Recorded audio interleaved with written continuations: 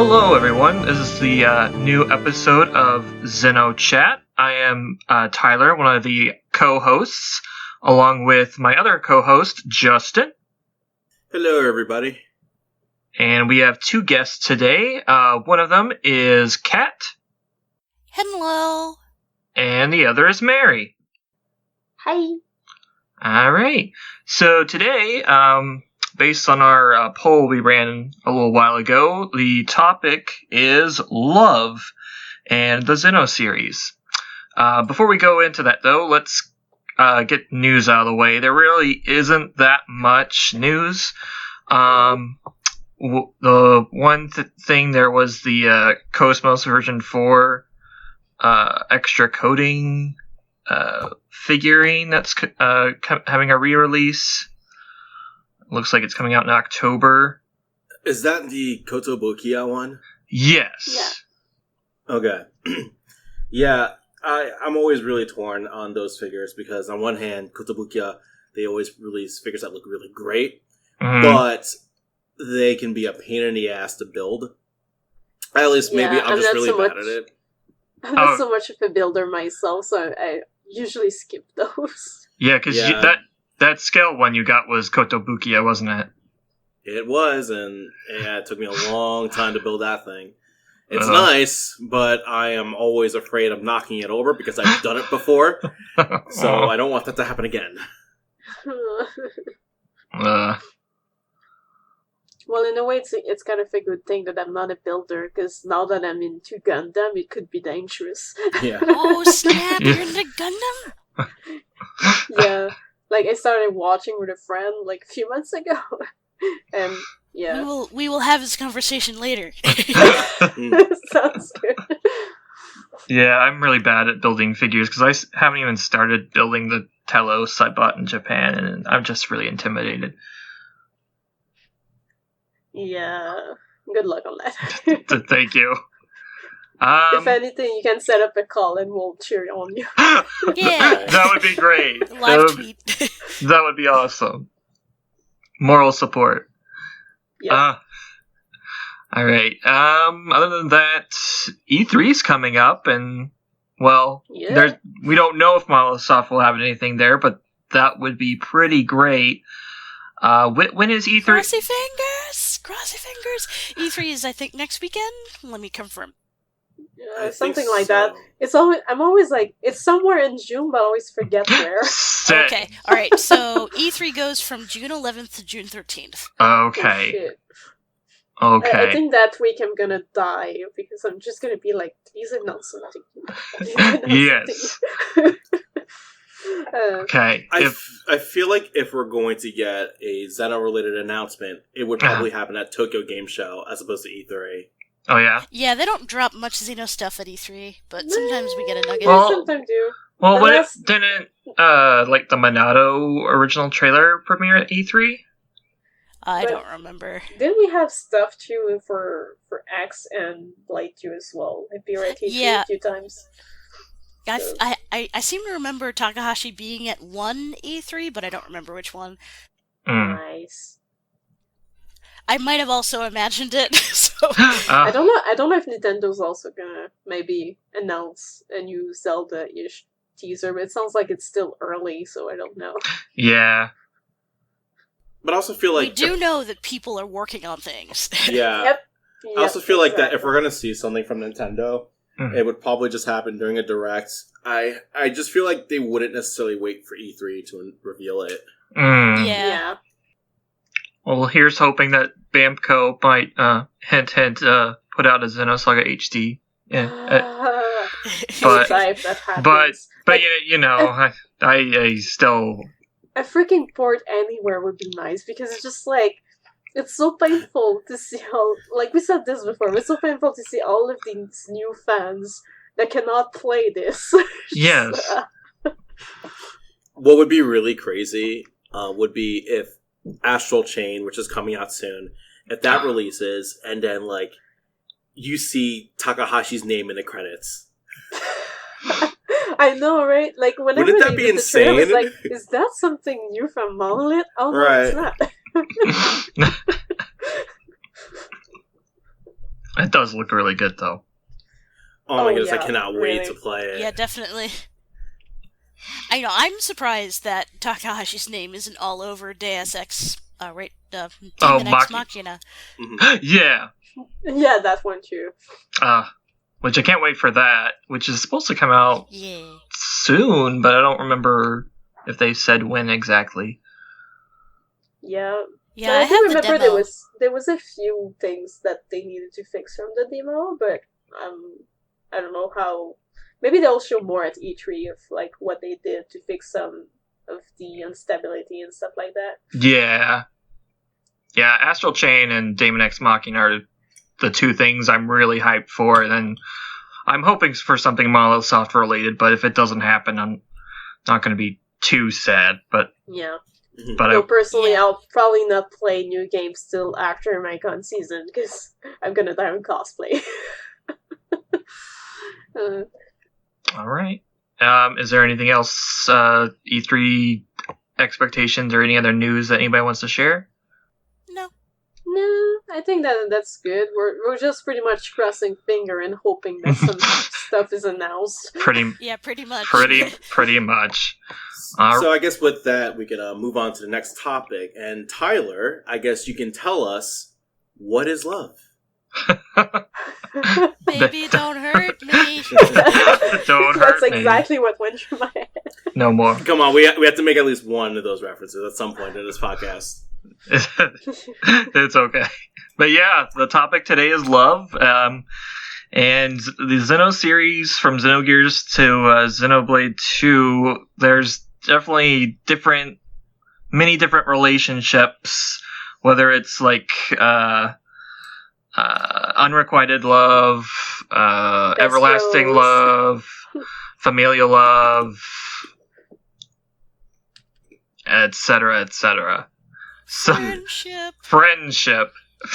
There's lots of love in the Xeno series.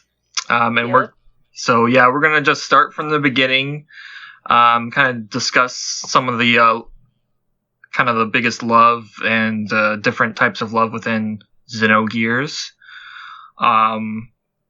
So as far as that goes, I think I don't know how much we discussed it in like the Xenogears episode because that was forever ago, but I think we probably should, probably start with the biggest love story in Xenogears, which is Ellie and Faye.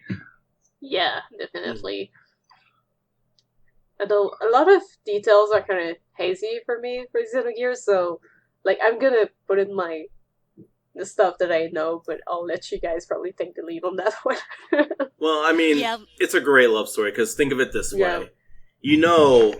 You're experiencing love at first sight when the person you love is pointing a gun at you. Yes, definitely. That's a good one. Gun reacts only. Oh my gosh. But yeah, let's, I guess we can talk about Faye and Ellie and their love that literally extends through time and space. Yeah, pretty much. Yeah, ever since the Eldridge crashed on that planet, Faye and Ellie have came together through multiple different lives and had various relationships throughout across time, so that their relationship is pretty substantial to even the history of Xenogears. Yeah, though I think the most funny part about their relationship is how, like, that they love each other, but like for the longest time they're just like, oh no, kind of like they often have these moments where they kind of get close, and then something happens, and it just breaks the mood. It's just like no.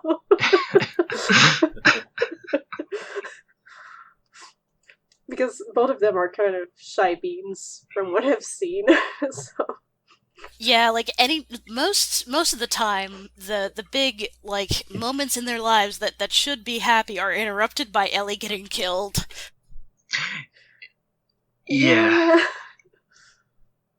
But I like to headcanon that there are a bunch of lives that Faye and Ellie have to the side that aren't gone over because they're the boring ones that nothing happens in, but are happy.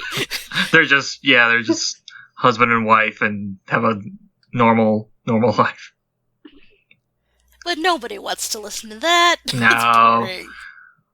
Yeah, this is weird to say, but I had a dream a week or so ago where I it was about a different life of theirs. I don't know why I had that dream out of the blue, but it was that sounds cool though. Yeah, but I tried to write it down, but the details were really, really weird.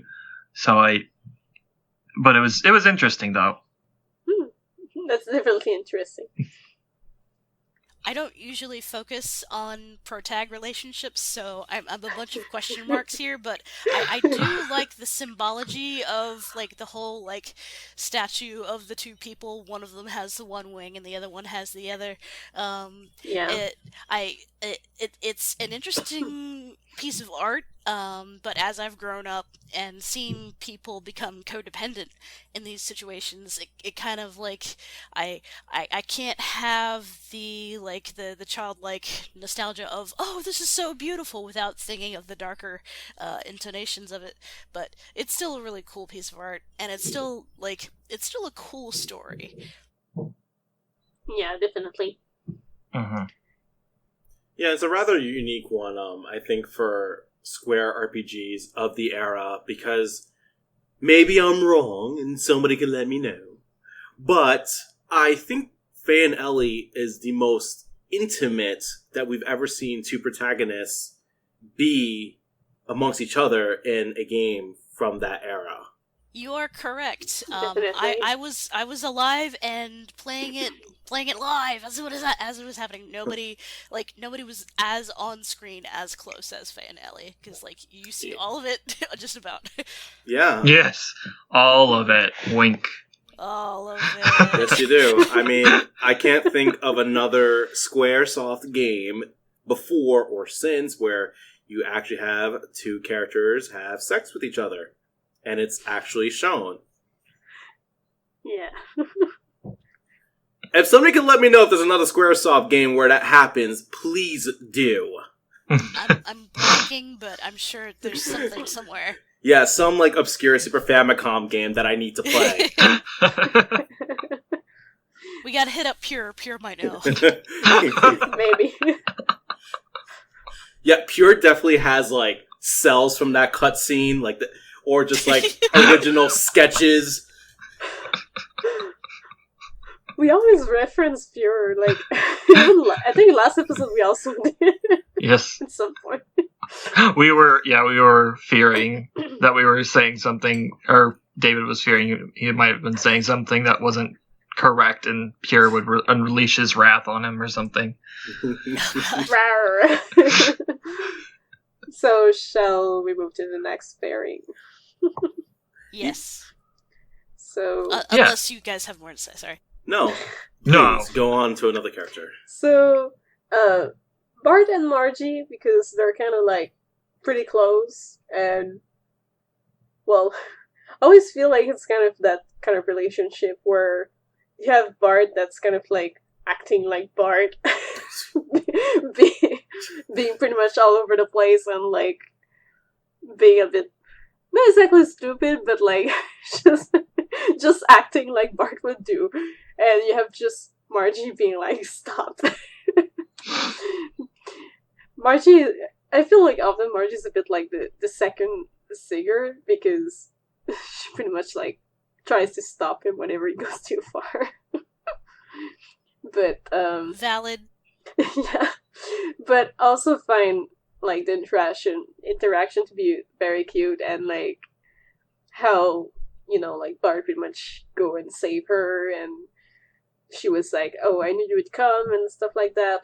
They always have that mutual trust to each other, and they work well together in most cases. So I think it's a very cool relationship they have. It's very cute. They kind of remind me of Yuri and Alice from Shadow Hearts in a weird way. Mm-hmm. Yeah. I didn't play that one, so I can't say. Yeah. But go ahead. Yeah, Yuri is very Bart-like, and Alice is much more reserved. Alice is much closer to, say, Amelia, but I see it. So I don't know how I feel about Bart and Margie, because aren't they cousins? Yeah, I think they yeah, are. but we're also talking more about their relationship in general. Like, it doesn't need to be like an actual pairing per se, love pairing per se, but all right, so like, then they are like royal intendeds, and Yeah. I think in Japan there is a trope where it's okay to like your cousin or something. Like I don't buy into it, but I do know that it is that yeah. popular trope in Japan. But either way, they're very close to each other. I guess anyway, so. What we should probably do is we should specify the kind of relationships we're talking about, just so we can prevent the angry emails from pouring in. Yeah. But we should probably specify like that we're not necessarily just talking about romantic relationships. We just want to talk about characters that have some sort of special bond amongst each other, whether that be romantically, it could be platonic, it could be like a sibling type of thing. That's what we're really talking here. We're just talking about character interactions and bonds. Oh yeah, I know, but I was just mentioning because Margie sometimes seems like she has more of just, a familial bond with Bart. Yeah, definitely. To be honest, like, I would ship it because they're really cute together, but at the same time, I do know that they're kind of cousin and stuff, but they are intended to, like, marry each other, technically, so... Oh, boy. I just came back from Game of Thrones, so I have seen worse, and so there are, like, both of these kids are very cute, and they interact in cute ways. They do feel legitimately like family, and they're pro tags, so I don't know enough about them to really say too much. But these kids sure are cute. All right, no, Okay, I'm sorry. I'm sorry. I took this into a weird route. I'm sorry. No, You're good. We can cut it out in post if you want. Oh boy, this episode's gonna get us in trouble. I'll just stop. Nah. I'll just stop. Okay, so next one, Seton and Yui, which we don't see that often. Yes, like all of Satan and Yui's interaction happens off screen. Like it's I think told or in some book somewhere. But Yui is actually the daughter of one of the Shivat sages, and she was actually like in battle against Satan when she met him, and they had this like really like vibrant sounding rivalry that turned into love, and they have a child, but you see none of it in Xenogears. That sounds so intense and awesome. I know. It's like it's kind of like on the level if Margulis was a lady. And Jin, like, if they cut out Pellegri, if Margulis was a female character, they did that thing with that. But, I'm gonna get myself in trouble because I also love Pellegri. Anyway, I'm digging a hole deeper, so I'm just gonna stop talking now. No, you're fine. Somewhere out there, Pure is screaming. No. That's funny. So, next, Ramses and Faye, because of the fact that he's so, like, freaking obsessed with Heidi. But it's not exactly Faye, but yeah. Yeah, I wouldn't say that that's love per se. That's definitely obsession. It's sort of like I get into lots of spats with my sister because she's like I can't surpass certain things about my sister, and I just fly into a rage sometimes. Like, no sisters were harmed in the making of this, but I think. Part of the reason I glom on to Ramses is that I understand the boiling rage of not being able to rise to something because of who you are, and I think after the big stuff in Xenogears happens, I hope that he remains calm and chooses to learn more about who Faye actually is instead of the person that he thinks he is, because Ramsus doesn't know Faye. Ramsus knows what id did. Yeah, basically. Mm-hmm. But it's still that obsession level was I'll put it on the list in case. But I see it though. I see it. But I guess next one, Ramses and Yang, because they do have a relationship going. Thanks, I hate it. I mean, I think this is the whole reason that I distrust the whole oh, your soulmate thing. But what if your soulmate is Miang, or what if you're stuck with Miang? Because during the entire thing, I will say this up front before I get in trouble here. Miang is one of the greatest Square villains of all time. But as a character, as somebody who spends too much time in Ramses's head, I don't like her with Ramses, because it's extremely abusive. So abusive and toxic. Yeah. Yeah, and anybody who's been strung along by anybody, it just I can't even words it right now, but it's also the sort of bittersweet part about it is that they're both very beautiful people. Their silhouette together is very striking. You look at them and you can tell, okay, these are important characters. Yeah, definitely. You're whoa. Yeah. It's you can't sit with us at the cool kids table. Buffy. And then yes. And another instance where there was a sex scene. Yeah. Yeah. Well, it was more implied, but when you see Ramses get up in the middle of the night in Speedo, you can kind of tell what was going on there. Yep. The next one is more of a funny one. Faye and Choo-Choo. Choo-Choo really loves Faye. Yeah. Choo-Choo does really love Faye. It just runs after him and he's like, no. But because, of course, the obligatory mascot loves MC trope. Definitely. Yeah, as it was happening, I really wasn't expecting Choo-Choo to be lovelorn for Faye, but it made her a little bit more of an interesting mascot. Maybe I don't know. It's a cute mascot, though. I mean, it could be. And she died for our sin. Choo-Choo died for our sins. It could be worse. It could be like Persona 4, where Choo-Choo turns into someone, like a person. Oh, no. Oh, God. She oddly enough, I haven't seen any Choo-Choo Gajinka fan art. And if I have, I haven't recognized it. You haven't been looking in the right space. I guess not. You're giving me cosplay ideas now. If you have a Choo-Choo Gijinka art, like, comment, subscribe.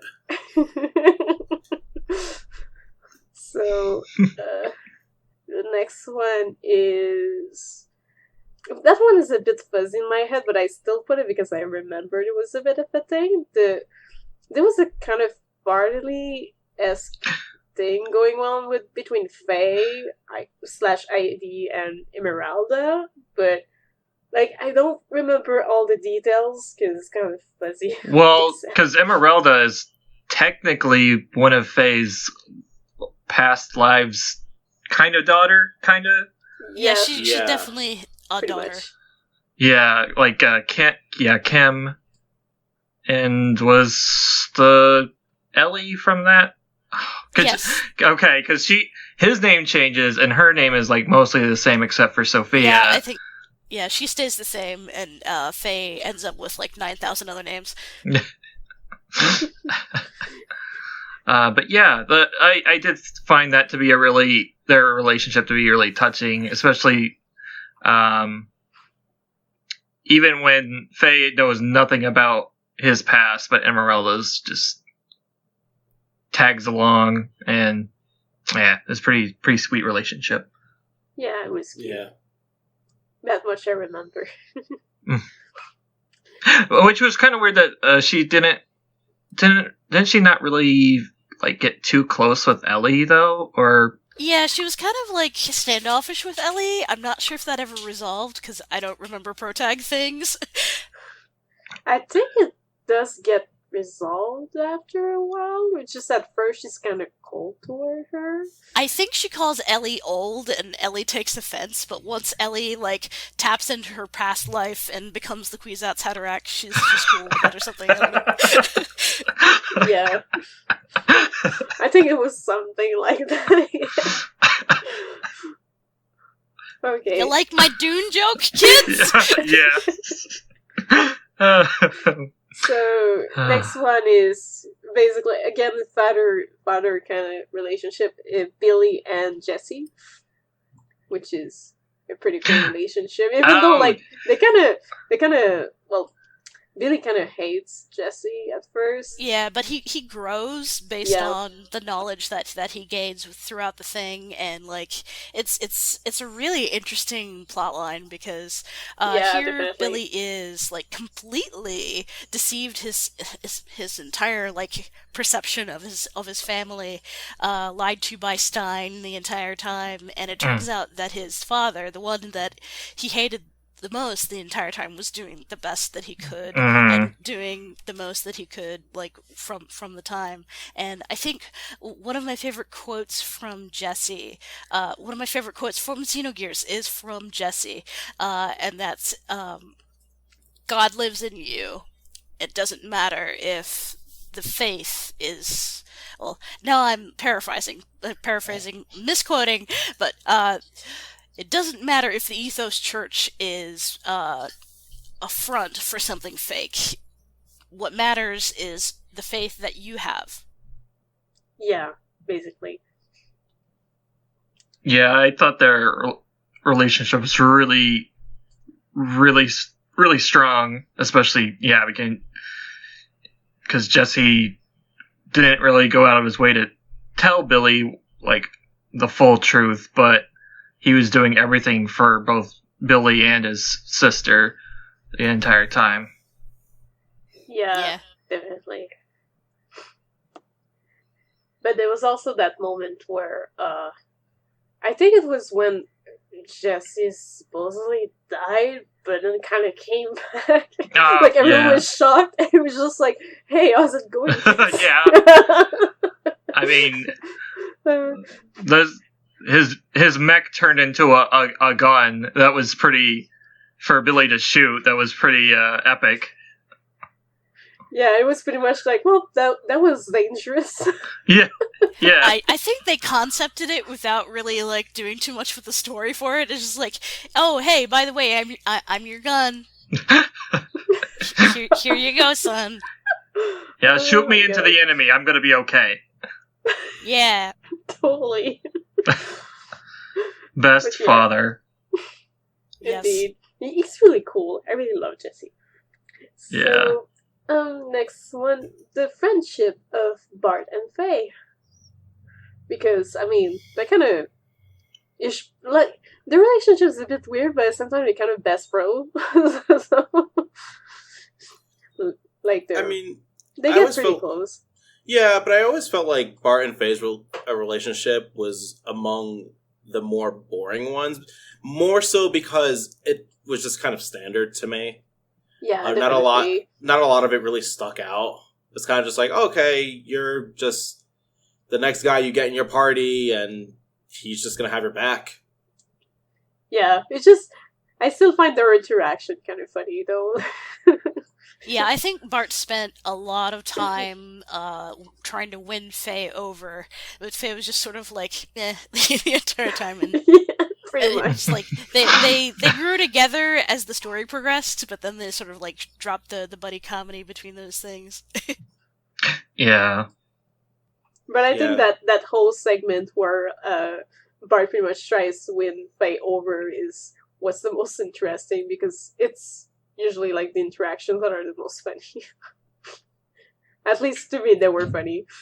Faye at the beginning of Xenogears is very tsundere. It's just like, I don't want to get in the gear. I don't want to be friends. I don't want anything. I don't want and then he comes around and like does the thing.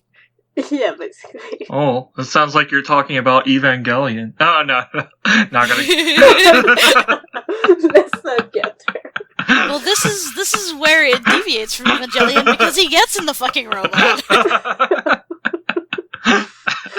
Oh my gosh. Okay. Next one. Again, kind of Bartley-esque, like, figures, like, how Sigmund and Maison are pretty much, like, acting toward Bart, because, I mean... Yeah, definitely. They're kind of like the voice of reason of Bart. Mm-hmm. I love Sigurd and Mason as characters, and I love how they sort of play off of Bart's like complete brashness, and it's like somebody has to keep him from eating plastic. Indeed, it's pretty much that. He but needs also, like, you can see how much like they really love Bart. They really care, and they really like want to keep him out of danger or trouble, even though he's a pro at putting himself into trouble. Yeah. I also love Mason's tea wizardry. Oh, yes, definitely. So Yeah. the next one I kind of wrote it, but I was like, I don't fully remember everything, so I'm just gonna put it there. But Krillian obsession toward Ellie, but at the same time it's mostly because she's kind of the mother or something like that, and he's more obsessed on a scientific kind of standard, I guess, but it's still kind of like, oh my god, I love my subject or something. I don't know.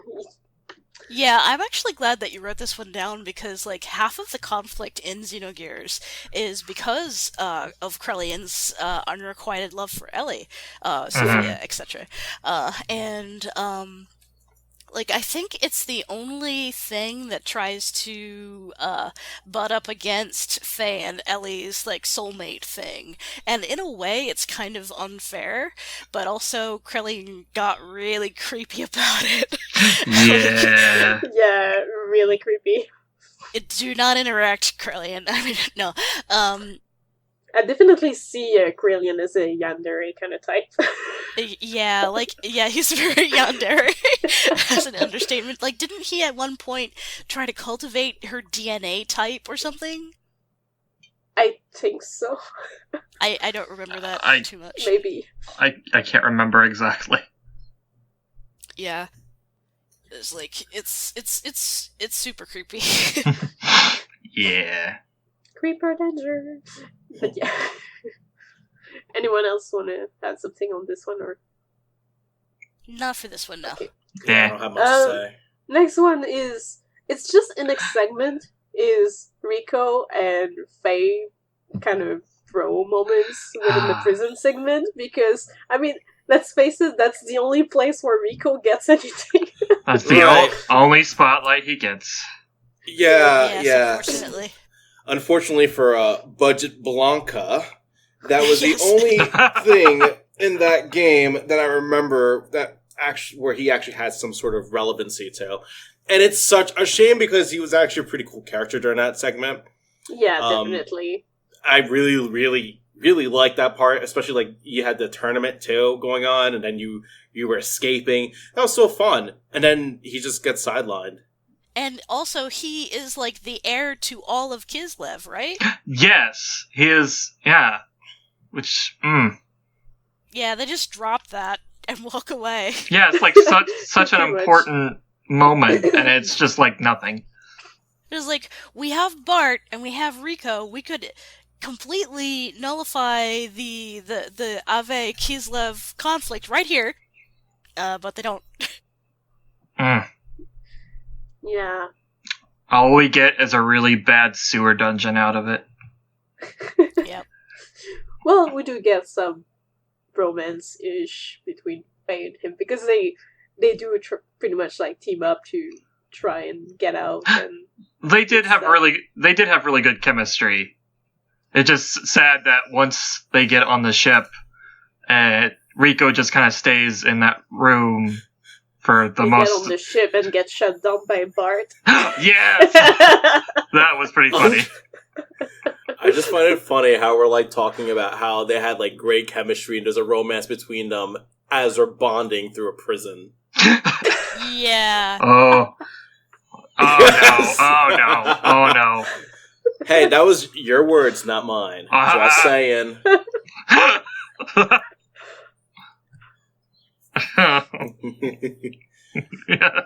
Come on, guys. We're just saying that pretty much with no intention toward that place. Okay, so... Moving on. Moving on. Something that you had at Cadmus. Yeah. Ramses and the Elements. Okay. I'm gonna let you go on that. Alright. I'm gonna go, and I promise not to, like, talk for an hour. Alright, so Ramses has this thing that he does. He finds someone that's been rolled off the sidewalk, like a turtle, knocked onto its back, and he goes around saving these turtles, and they turn out to be, like, these incredibly, like, mega talented things, and in a way, for certain people, like I'm pretty sure, at least some of the elements see him as a fatherly figure, and sort of like their love is very agape. I'm dropping the buzzword. Definitely the exceptions to that, Dominia and I think Sigurd, because Ramses Sigurd forever! But not really, honestly. But yeah, like, there's not a whole lot of good to Ramses, like, as he comes to us, like, within the running storyline, he's sort of, like, given up and is Miang's kind of arm, given some sort of, like, given enough freedom to think that he's free, but, like, basically... a lot of his, like, stuff is, like, he definitely does and wants to do good in the world, and, at the end, when Satan slaps him, like, after he kills Miang, and he's going on about how he doesn't have anything anymore, and it's like, Satan slaps him, and he's like, bitch, what about your girls? Your girls! Think about your girls! And I think about his girls every day, because they're wonderful and I love them. But yeah, just like,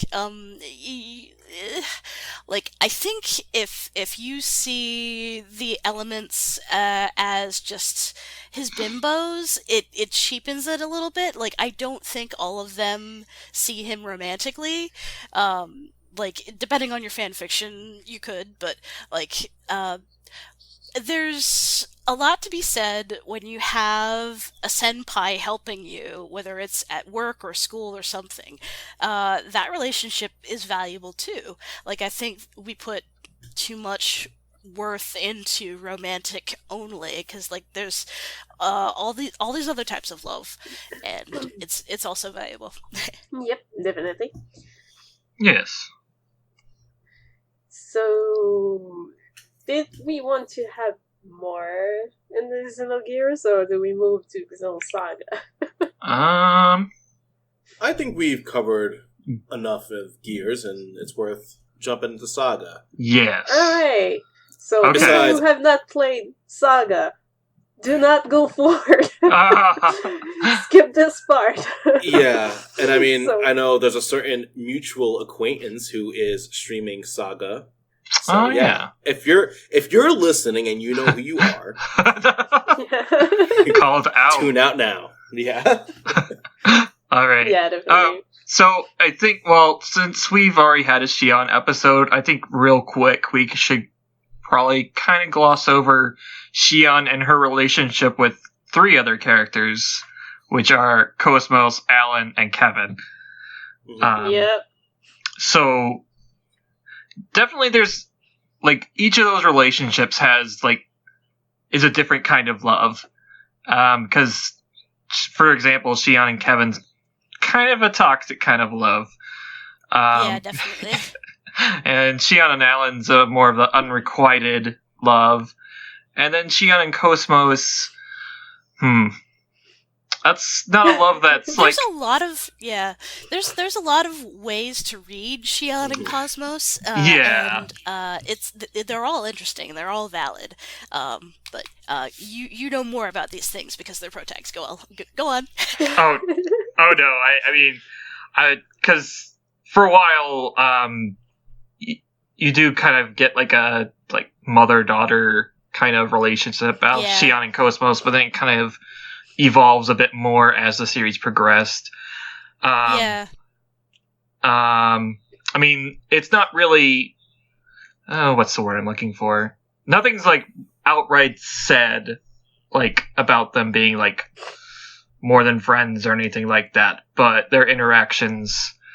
Yeah, their interactions can give a bit more to it, kind of.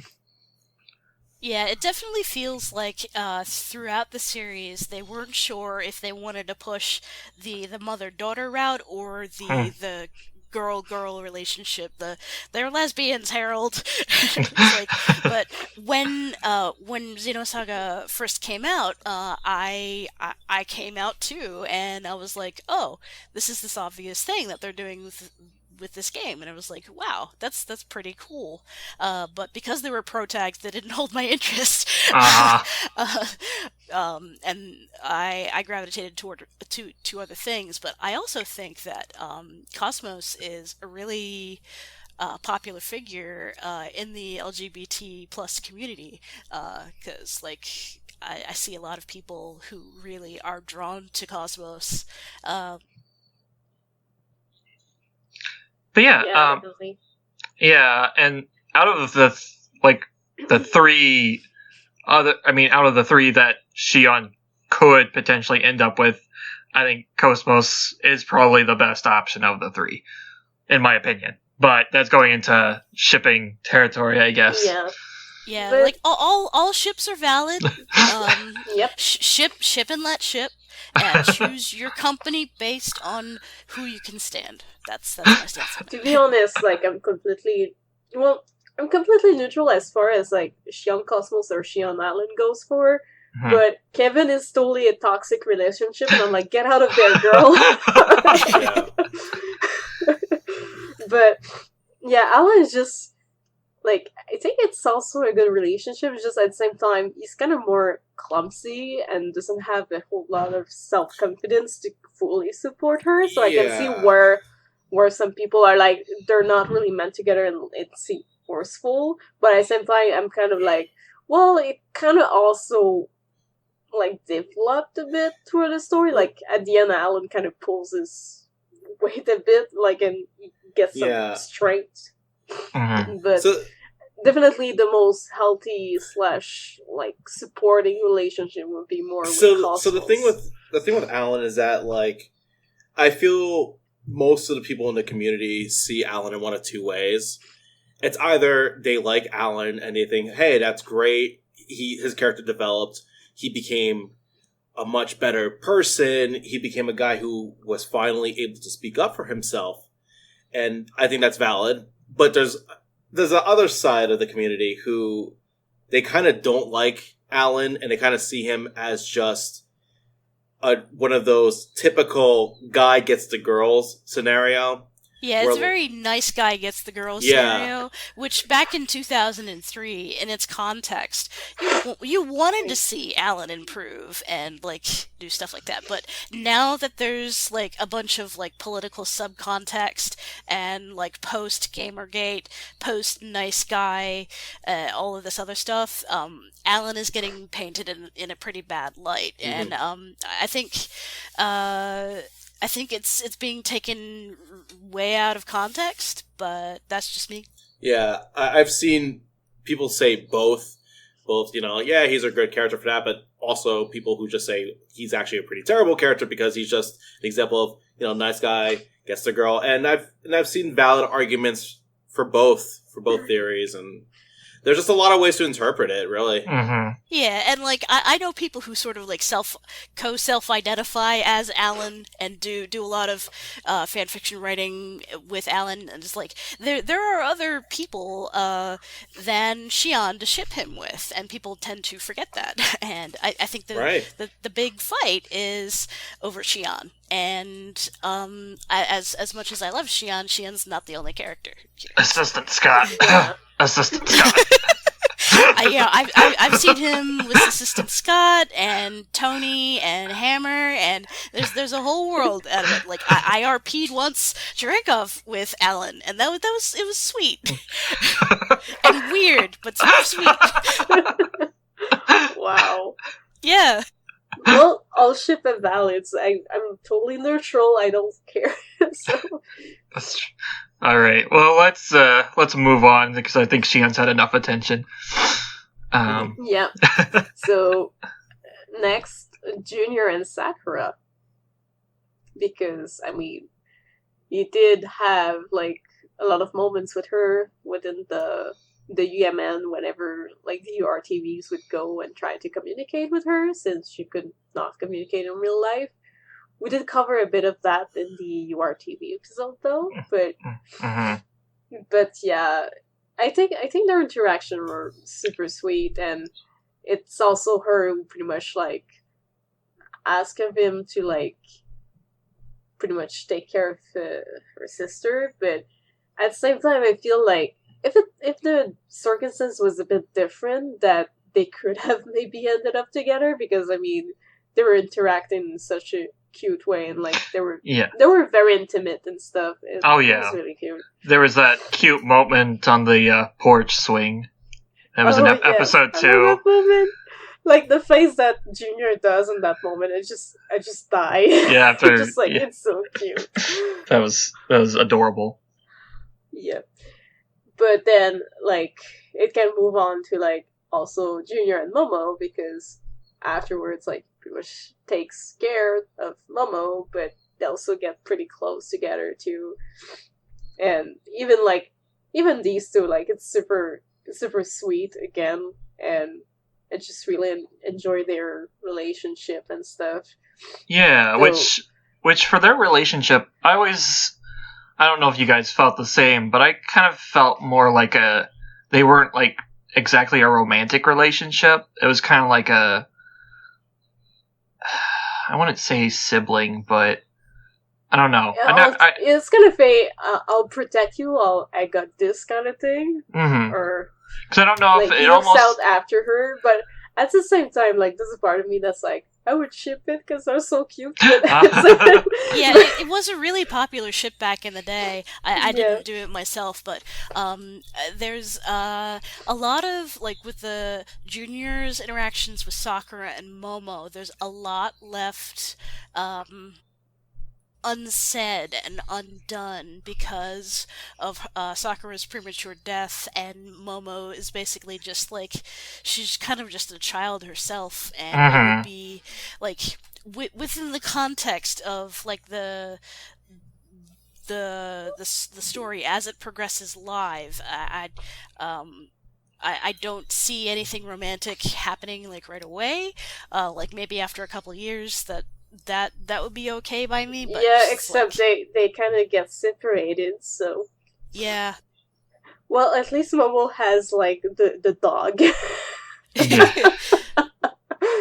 But okay, yeah, it's a pretty sweet relationship. Yeah, definitely. Yeah. Good intention, not okay. Toxic. The next one we kind of covered a lot in the Ziggy episode, but Ziggy and Yuli.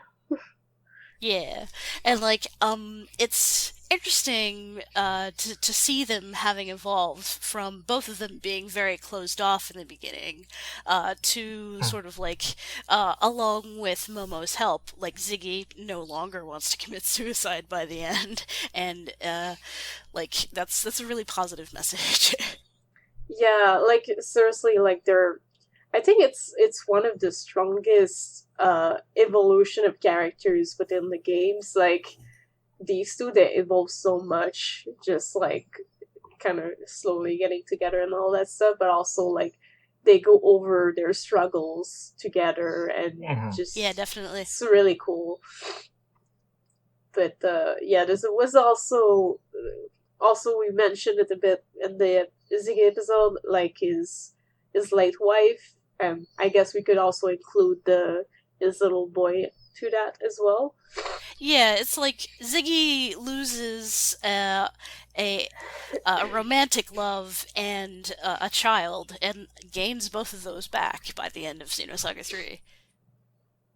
Yes. Yeah. Not in the same way. Just but, not the same way, but yeah, he does. Yeah, so we can also throw in Ziggy and Momo here too, because it's like, yeah, I really liked how Ziggy, Yuli, and Momo became like a whole new family, even though they all kind of had a very fractured family experience before. Yeah, pretty much. I think I did also put Ziggy and Voyager, but that's kind of a unhealthy kind of love. Yeah. But yeah, that's mostly like, again, a sort of obsessive kind of love thing by a creeper danger guy. But yeah, again, we pretty much covered like most of that in length into the Ziggy episode, so I guess I can invite people to go listen to that one if they want to have the full version of these. But yes, I guess we can move on. Another one that I did put was Chaos and Cosmos / Mary, because he was technically with Mary Madeleine, right? I think. Yeah, that's another big ship from back in the day. Yeah, I really love this, and I love how like the first time he pretty much like opened the hatch thing, whatever. Like he's pretty much like, oh, so we finally meet or something. Like he knows her, and it's just like, what? Like my first reaction was pretty much like, you know something that I don't. But we often get these moments with Chaos. But yeah, I just wish they would have showed a little bit more of their past, because I want more Jesus era. I was just about to say, like, it's kind of funny how Chaos is. you finally had that one mysterious character who knows more than everybody else in the game. But he's also apparently like best buds with Jesus Christ, which is like, what? Yeah, I think I've heard it explained as Chaos is Jesus's powers incarnate. Yeah. I might be wrong. No, I've heard that too. He provides the miracles and everything, and then the real Jesus is like just kind of the figurehead. Yeah. Yeah. But yeah, I used to I used to ship Chaos and Cosmos. It's a cute ship. Oh my god, I thought you were going to say you used to ship Chaos and Jesus Christ. I was about to lose my shit laughing. I was like, oh no, he's about to say that. Well, now I do. Oh my god. Tyler, how could you? You know the alpha ship is Jesus X Judas. Oh my god.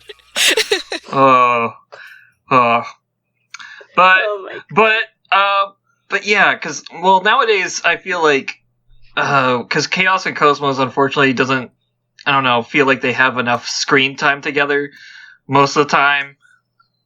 Yeah, it really does seem Chaos is so removed from his humanity that it's really hard to really characterize him, especially with Cosmos also very far removed from her humanity. A little bit comes in at the end, but she's a robot most of the time. So you've got the all-powerful like upper domain being attempting to connect with humanity but doesn't connect, and we have this human who is no longer connected to her body, and they're both really interesting and pretty characters, and they do go very well together, but it's extremely hard to characterize, especially if you don't have the interest for it. Yeah, but it's also because there's a lot of details they don't really show on screen time for us to really like see all the details that were pretty much there. We can just like pretty much imagine from the little that we saw, like how Yeah, we need to find a chaos expert. was. Yeah. We need to find a chaos expert and do a chaos episode. Oh, definitely. Yes. I would like to come in that one if we do. But I also kind of see their relationship is kind of similar to like Junior and Momo, Junior Sakura, because Cosmos isn't exactly Mary, and Mary So I think Chaos sometimes is kind of not. I don't want to say standoffish with Cosmos, but he doesn't. There's another one that's left undone. Yeah. So but unfortunately there wasn't enough screen time with the two. Yeah, but I guess we can explore more of that if we do a Chaos episode in the future. Mm-hmm, definitely. We could analyze everything in depth, but yeah. So next one, Mizrahi and Yuli. Oh my gosh, I don't know how to contribute to this one. Yeah. It's sort of like it just happens, and it's a celebrity relationship that it happened off screen, and Yuli talks about it in a very really sassy way. It's weird. Yeah, well, that's the thing. We don't really see much of the screen time, but we know that it happened. But I feel like around the time where Sakura was still alive, that the relationship may have been more healthy, but maybe afterwards it went downhill, because I feel like that's where Mizrahi pretty much lost it and started to go into trying to make his daughter, like a replica of his daughter or something. But I think it was actually already working on Momo whenever... Yeah, he was already working on Momo when Sakura was, having her issues. Well, because wasn't he originally making Momo to be as like a... Oh, how do I word this? A second daughter? Sort of interface for Sakura? Yeah. So that she would be able to interact with the world through Momo. Yeah, and it's kind of like...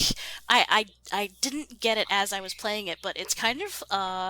sort of like a metaphor for a couple dealing with a sick child, and what it does to them and what happens to the child. But I just thought about it. But we also there's also the kind of father-esque thing of toward Momo that we see a bit in episode 3, whenever we see a bit more of the conflict, how Mizrahi was not the monster that everyone was saying about, Yeah, he was just, he just happened to end up crazy. He didn't mean for bad things to happen. Yeah, basically. But also you could see that he really cared about, Momo and, Yeah. basically his family in general just he went crazy a little bit because of everything that was happening. But also, he was kind of, I feel like he was kind of pushed into, making some things that maybe he did not mean to. Yeah, he's definitely one of those names that you hear a lot in the series, and he's responsible for a lot of the R&D, the tech, but we don't. He's not the real responsible, enough. At least not fully. Yeah. Alright, the next one. Oh boy. Albedo and Junior. I was just well, Albedo, clearly likes Junior a bit too much. But it's more of a brother thing, but at the same time, he's so obsessed over Junior. But then again, Albedo can do nothing that's basically, it's either black or white with Albedo. It's just, there's no middle. So, yeah, whenever...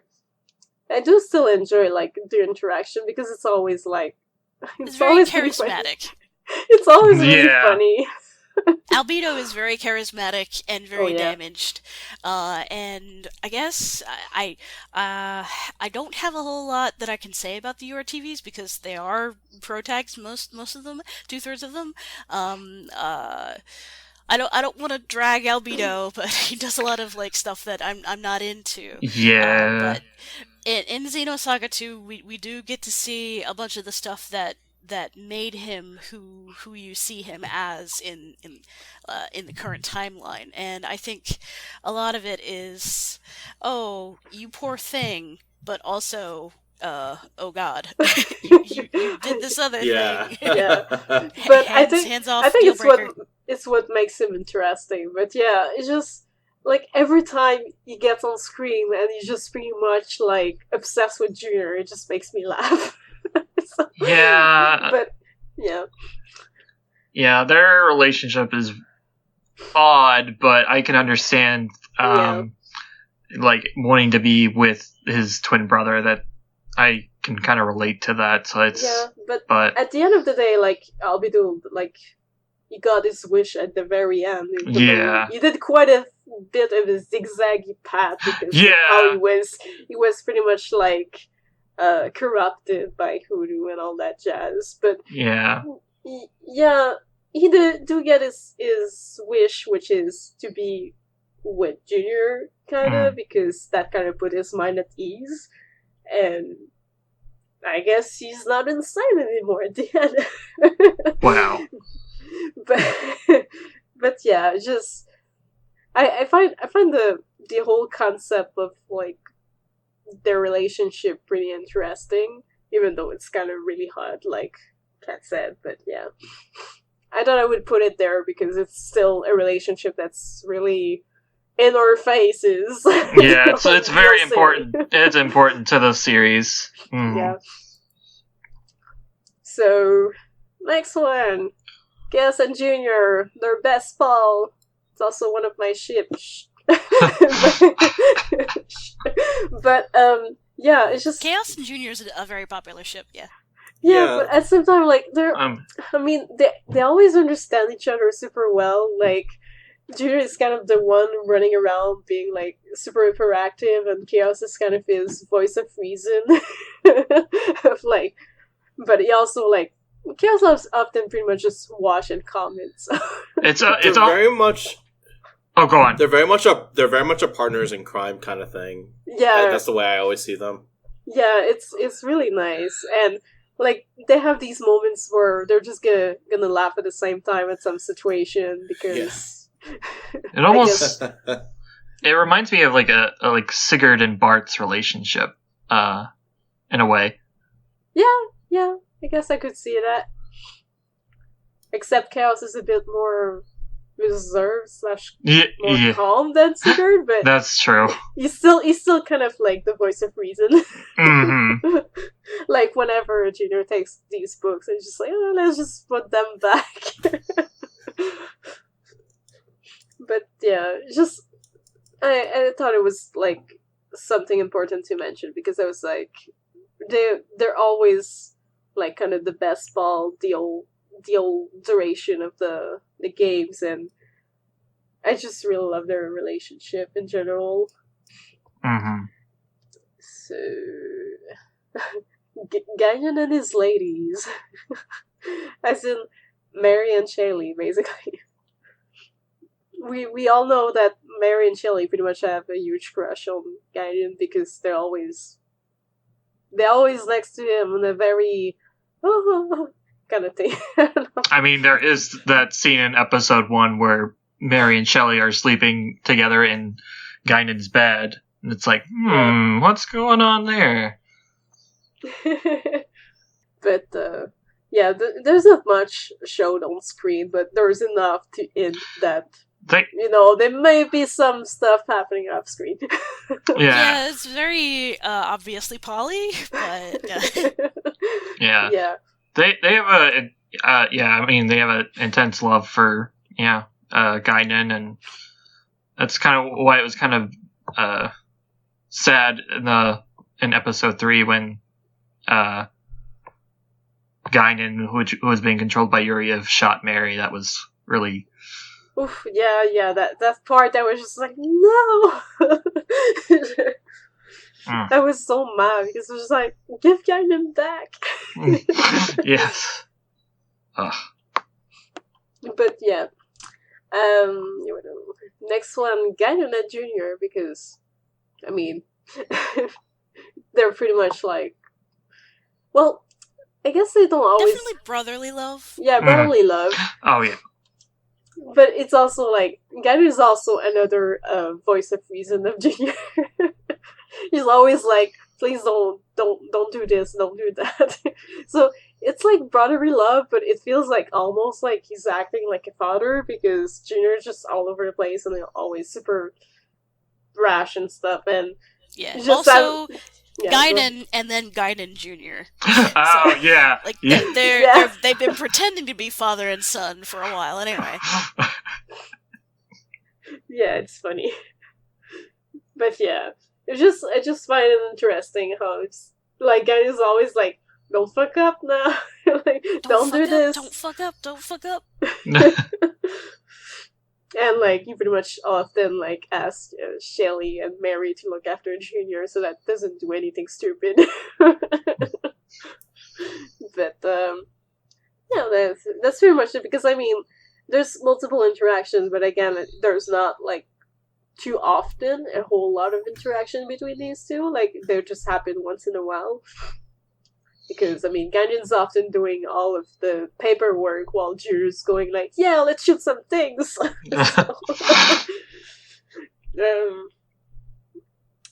Captain Matthews and the sisters, as in, like, the Seraphim idol. Sisters, yeah. I was actually excited to see what the Seraphim Sisters look like, because they seemed like they would be a reference to the elements from Xenogears, but they never really showed much afterward. I guess we can dream. Totally forgot you were talking about the Seraphim Sisters. I thought you were talking about Mary and Shelley, and I was like, what kind of relationship with them? No. He owes them money. I can see that. It's the money, love. They never really tell us what Captain Matthews' debt is, do they? Probably a couple of millions. I don't know. I know the debt was really huge. Or rather, how? I can't remember if they say how he got the debt. Oh. I don't remember either. Maybe it's like, because they always say like, oh, let's just add it to the tab. So I guess it's maybe like, he always like liked the money and always like pretty much get some money from Gaiden, but he never paid back yet. Yeah, isn't there like a quest where you go to pay back his debt? Episode 2. Episode 2. Wasn't it in Xenosaga 1 too? I don't remember it. I remember that. In episode, I remember it in episode 2 because I finished it and my life, it drained so much out of my life. Did it give anything back? It gave Jin and a loincloth, the access to X-Buster, which is, like, at that point, what do you need X-Buster anymore for? Yeah. And there might have been, like, a double tech attack, but I can't remember. Those are, like, the two main rewards that I can remember, and I just felt so cheated, because it took me... Maybe we can clear the debt, like, in Saga 1, and then he gets another debt in Saga 2. I wouldn't be surprised. Nah, that wouldn't be surprising. No, but I don't fully remember either, because it's kind of fuzzy a bit, the gameplay-wise part. Like, it's been so long, but yeah. Okay. So, next one, Chaos and Kanan, because, I mean, they do get a mission together, and they do seem like they understand each other pretty well, or, anyways, in the few scenes they have together. There is way too little to really say much about them, because I remember them from the beginning of Saga 2. Yeah. But I feel it was a great scene, but there's like, I didn't really get much out of that. I feel like there's a mutual respect still, because around the end of 3, like, whenever they get that interaction where Kanan is pretty much having his existence crisis, like, you pretty much go to Chaos first, but at the same time, Chaos is very easy to talk to about these kind of situations. Yeah, like, sometimes I just think of Chaos and Kanan as, like, those co-workers that work together for a bit, and then now they meet up again and realize, it's like, oh, hey, I remember you. Exactly. Yeah. That's Co-workers. That's funny way to put it. Alright, next one is a pretty big ship, though. Febronia and Virgil. Because, I mean, that's an important ship, too. Like, that one's pretty much on her face. I don't even know what to start with it, though. I'm just like, oh god. Because... Yeah, their relationship is, I mean, for the most part, really tragic. Yeah. Because you always wondered at the beginning of episode 1, like, how Virgil got his is it DME addiction, or... Yeah, something like that.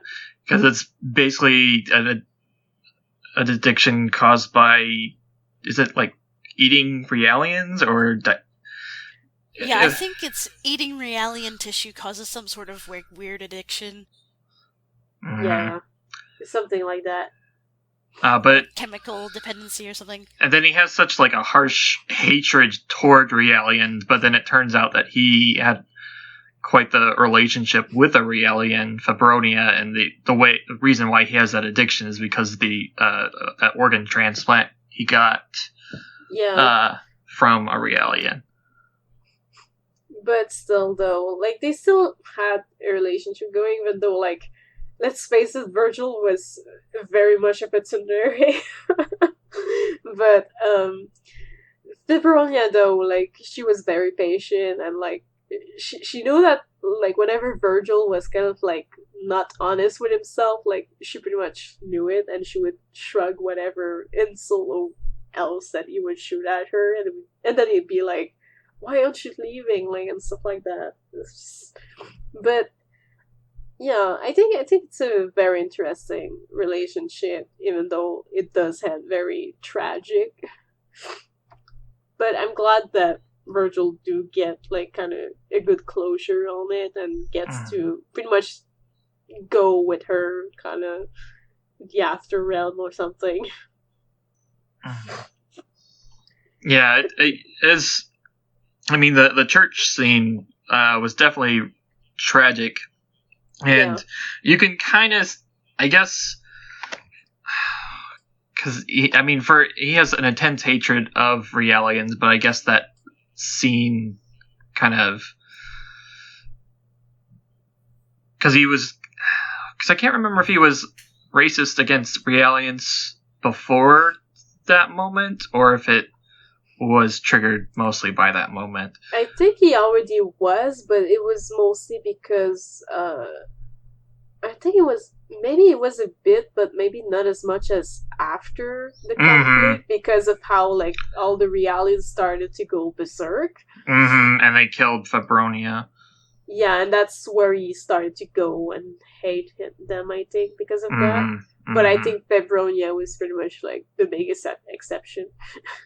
Well, that next one, like, it was also a bit Shion related, like the relationship of Febronia, Cecilia, and Kate toward Shion, but I guess that was kind of like scraped over in the other epistles too a little bit. Yeah.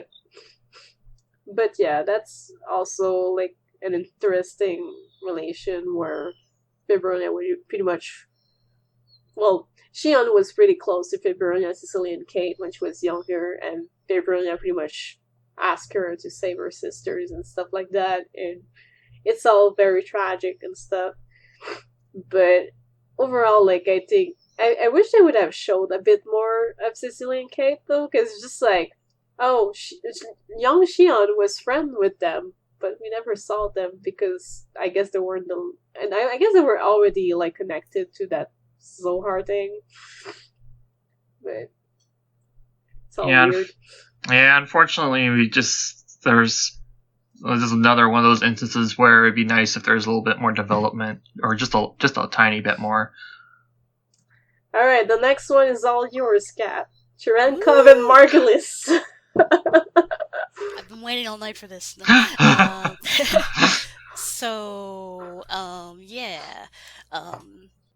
There's several ways to really view their relationship. I've heard a couple people be like, oh, like, it's obviously like paternal, and I'm like, no, because Cherenkov's problem is that he doesn't perceive the love that he needs from anyone. Like, he obviously looks up to Margulis, but ultimately is sort of, like, not betrayed, but he like, there was never anything, like, I think just aside from personal betrayal. I feel he sees Margulis as an idol kind of thing. Yeah, definitely. It's just like, holy shit, you saved me when I was going to get killed. Okay, let's do whatever. But also, Cherenkov's agency, like, throughout the entire series, is completely null. Like, he's always only around to serve somebody else. And I think, the only, like, positive interaction that he gets is when Margulis is in the phase of building him up. What really sucks is that when he's, like, abandoned, more or less, on the Woglinde, and the aftermath afterward. Like, it is my number one ship, OTP forever, but I also recognize that there's a lot of toxic parts to it. I think about it a lot, and, like, I think about it a lot, guys, but, like, I like to imagine that there is a chunk of, alternate universe world where they can, like, work it out. Like, Margulis is obviously involved with a highly religious organization. Like, in my head, I want him to, like, break from it, and it's like, okay, we're just gonna go off into space and, like, grow flowers or something. Bye! But Margulis is also, like, over-involved in all these plots with Ormus, and, like, Cherenkov is always only just a tool of his. So Yeah, the basically. fact that Cherenkov has any feelings for Margulis at all, functionally, Margulis should not care as a professional person. But too bad. And I guess we can sort of segue into Cherenkov's bad quote-unquote family. The way I wrote it's because of that one scene. The garbage family. And that one scene is so funny. It's just like, garbage. It's funny that that particular scene, though, Yeah. with that word, connects Ramses and Cherenkov to each other. I don't think they use the same word in Japanese, because I asked Pure about it. But, like, it sort of, like, hit me like a bolt of lightning. Yeah. And, like, holy shit, this guy, like, Cherenkov has a lot of similar traits to Ramses, but he has nothing. Like, he has no girls, he has no, original elements. No, he was always just used, basically. Yeah, so it's just basically kind of like Ramses, but with nothing. Absolutely nothing. Margulis is his Miang. Yeah, pretty much.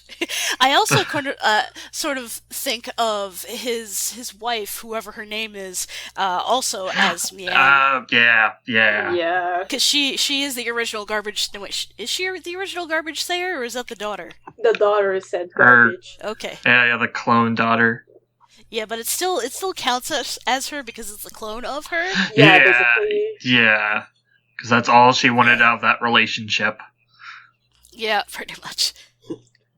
Like, oh geez, that, like, I think a lot about, Mrs. Cherenkov, and, there was actually a playthrough of Fallout 4 that I started, because the protag in Fallout 4, is a lawyer, and I was like, oh, I know what I could do.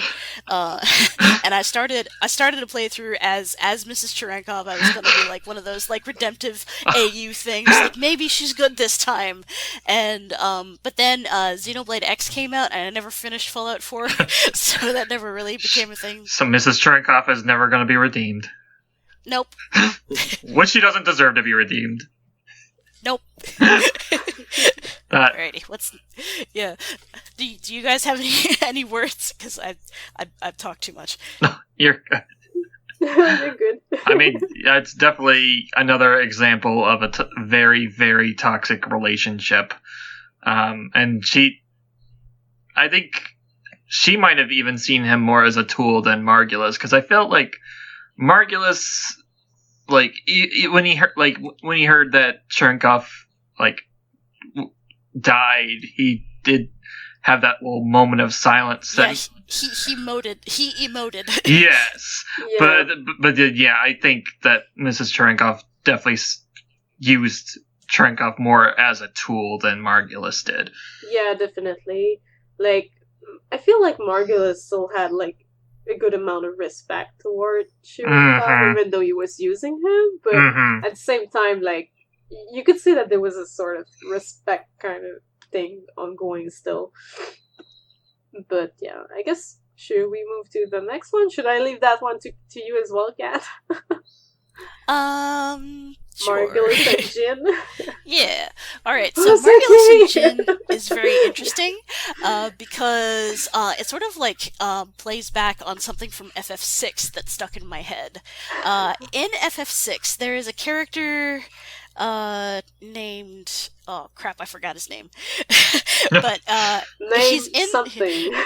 He's in Sabin's storyline, and he's the son of the martial artist that taught Sabin martial arts, and it's sort of like there was this like rivalry between Sabin and that guy whose name I don't remember, and that's sort of like I want to say, let me Google it.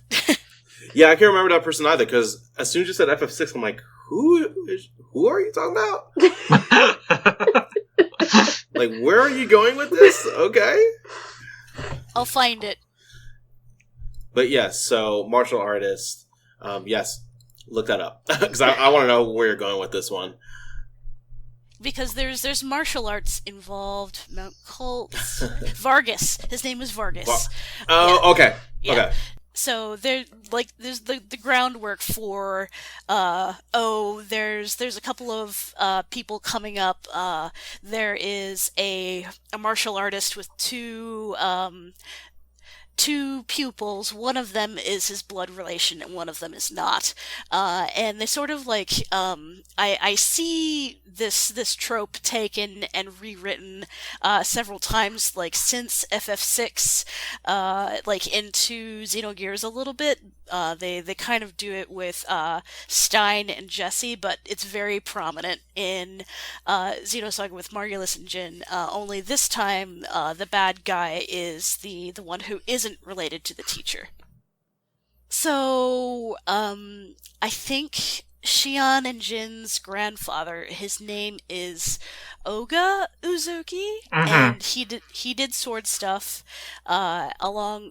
he did sword stuff, and Jin was learning it because it was a family thing, but right. Also I don't know where Margulis came into the picture to have interacted with the Uzukis in any capacity, but he walked into it and was this pupil, and I think I remember reading or hearing something that the grandfather was betrayed somewhere along there, and Margulis is running around with all this knowledge that shouldn't belong to him. And Jin should be a lot more angry at Margulis, but for some reason he's not. But I guess that's what makes him a protag. But yeah, I'm trying to think. This is very... Jin and Margulis is very, It's very rival-esque. Yes, very... it's also very obvious. Relationship kind of thing. Yeah. It's very, very obvious. Like, I asked Pure if Margulis is as gay as he sounds in English as he does in Japanese, and he said that Margulis has a very unapologetic way of speaking, but not really. But like in the English translation, Margulis's final words to Jin are very like, you don't say that kind of stuff to somebody who's, like, just your friend. Like, okay, dude. It's like, I think, I don't remember the words exactly, but it's like, Jin, you're exceptional, something, something, something, now I'm dead. I could add a clip around here. Yeah. Jin, you are exceptional. But your strength means that you will always be alone in this world.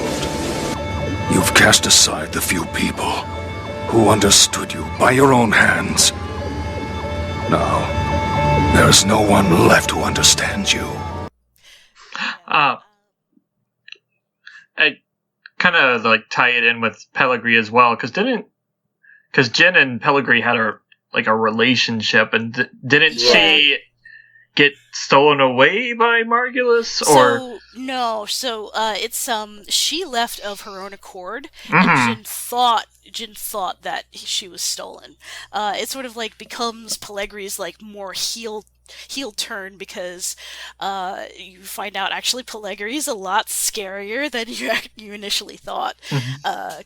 It's which I find very interesting, because the easy route would be to be like, oh yes, I love Margulis more than you, even though you're the one who doesn't look like the guy from the wall.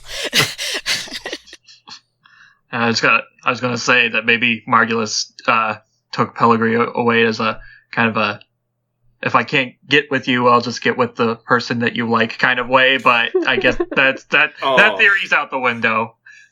Yeah. No. We're not gonna have any phantom blood in here.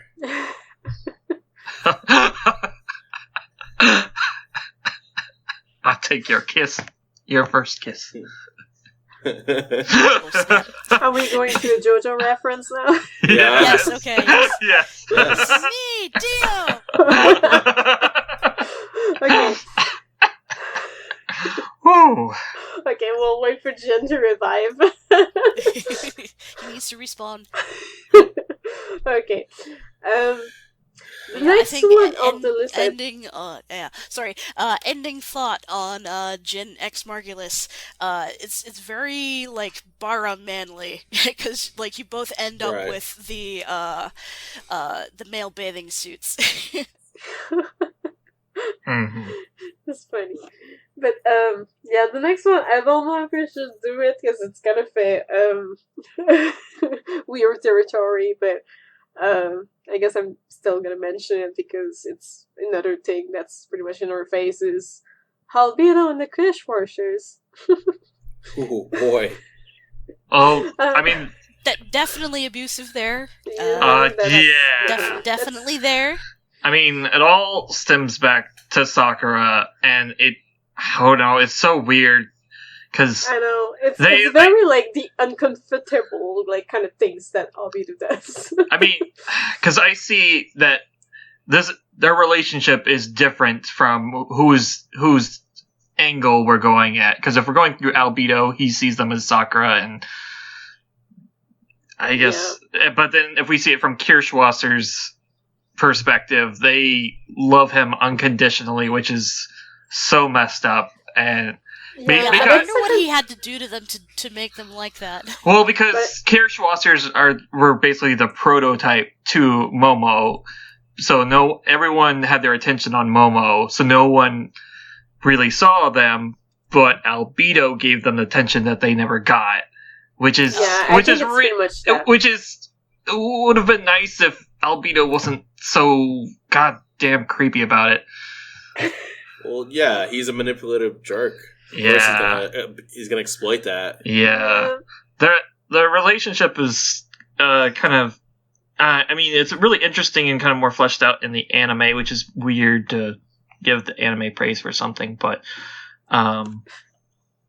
Yeah, I hear that they do something with the Curious Foster that is interesting, but I haven't seen it, so. Well, I don't quite remember because it's been too long. Well, we'll definitely need to have our Xenosaga anime night one of these days. Yeah, Katsucon 2020. But yeah, aside after that, that one we pretty much covered in the Ziggy episode, like Lactus / Kanan and Ziggy. Like that was pretty much covered. It's mostly like the thing where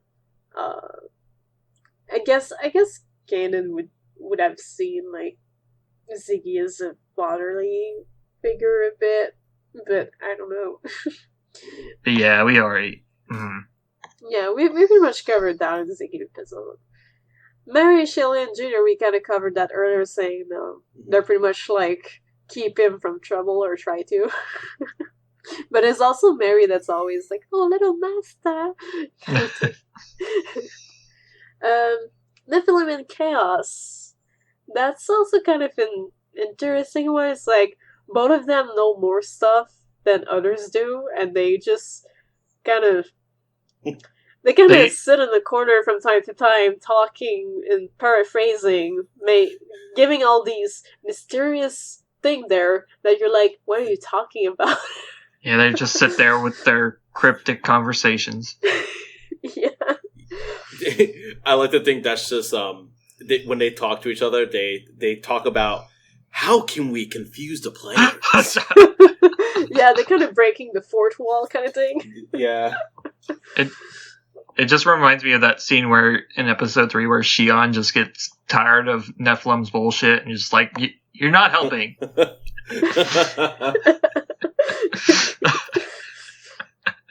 Stop being cryptic. But also I do like the conversations that are a bit less cryptic, like that one time where they pretty much mentioned how Shion is not ready yet or something like that. Like that's something we can think a bit more about, but at the same time we don't fully have the details, so we're like, what are they talking about? Mm-hmm. So it's still cryptic but a bit less. But yeah, I do still enjoy because I always enjoy kind of mysterious characters, so I do still enjoy those kind of bait that they throw at me, and I'm just like, what is this? What is this? Give me more. You know. But yeah, that as far as it goes is also like another kind of relationship that we don't fully see much of, but it's just there. Okay. But also as a Nephilim kind of connected to the spirit of Mary-ish thing. I don't know, it's kind of weird. But yeah. Alright. Yeah.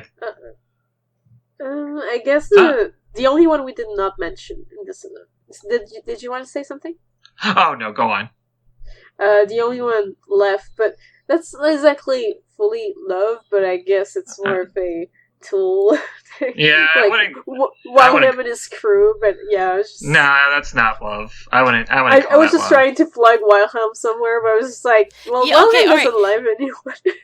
Or okay, I have a Wilhelm thing. Yes. There are two pairings that I've seen in the past for them. One of them is Wilhelm and Chaos.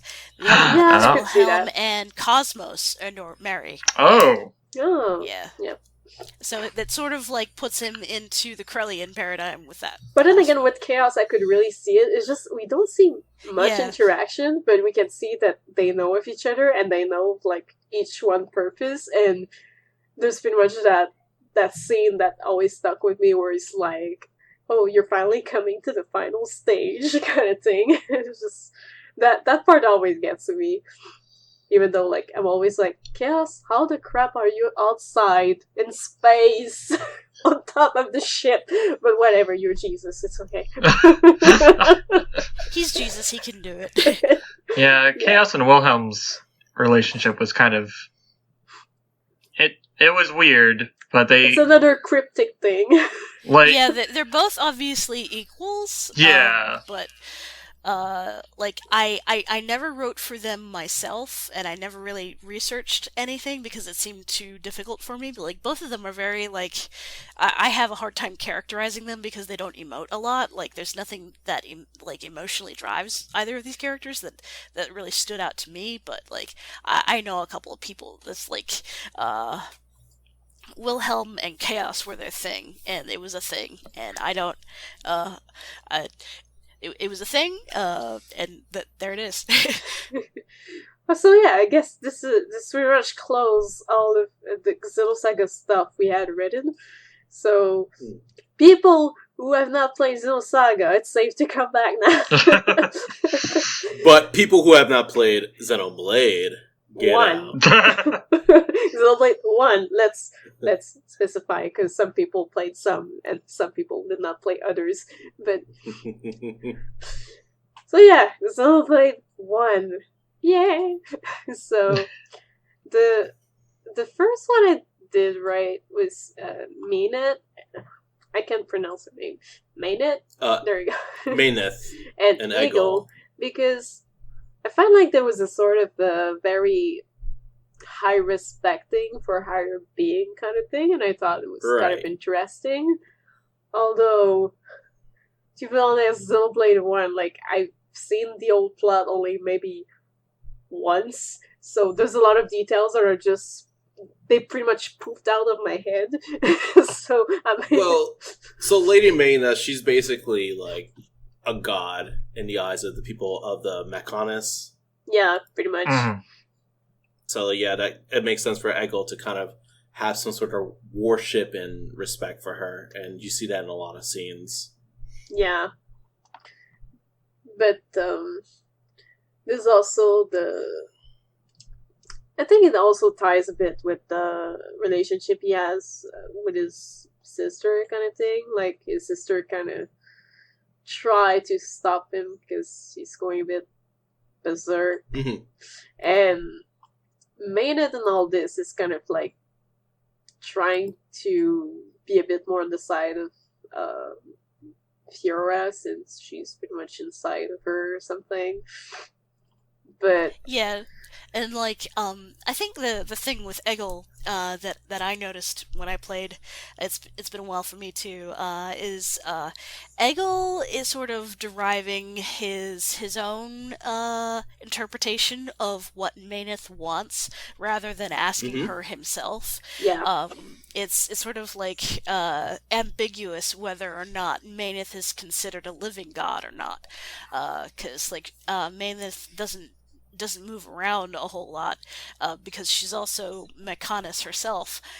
So when Eggle goes to war against the people of Bionis, he does so sort of like without her blessing. We don't really get like the details of it, but like with Vanea breaking off and undermining him, like her, I don't remember why, but Vanea can get through to the true Maineth, but Eggle can't. Yeah.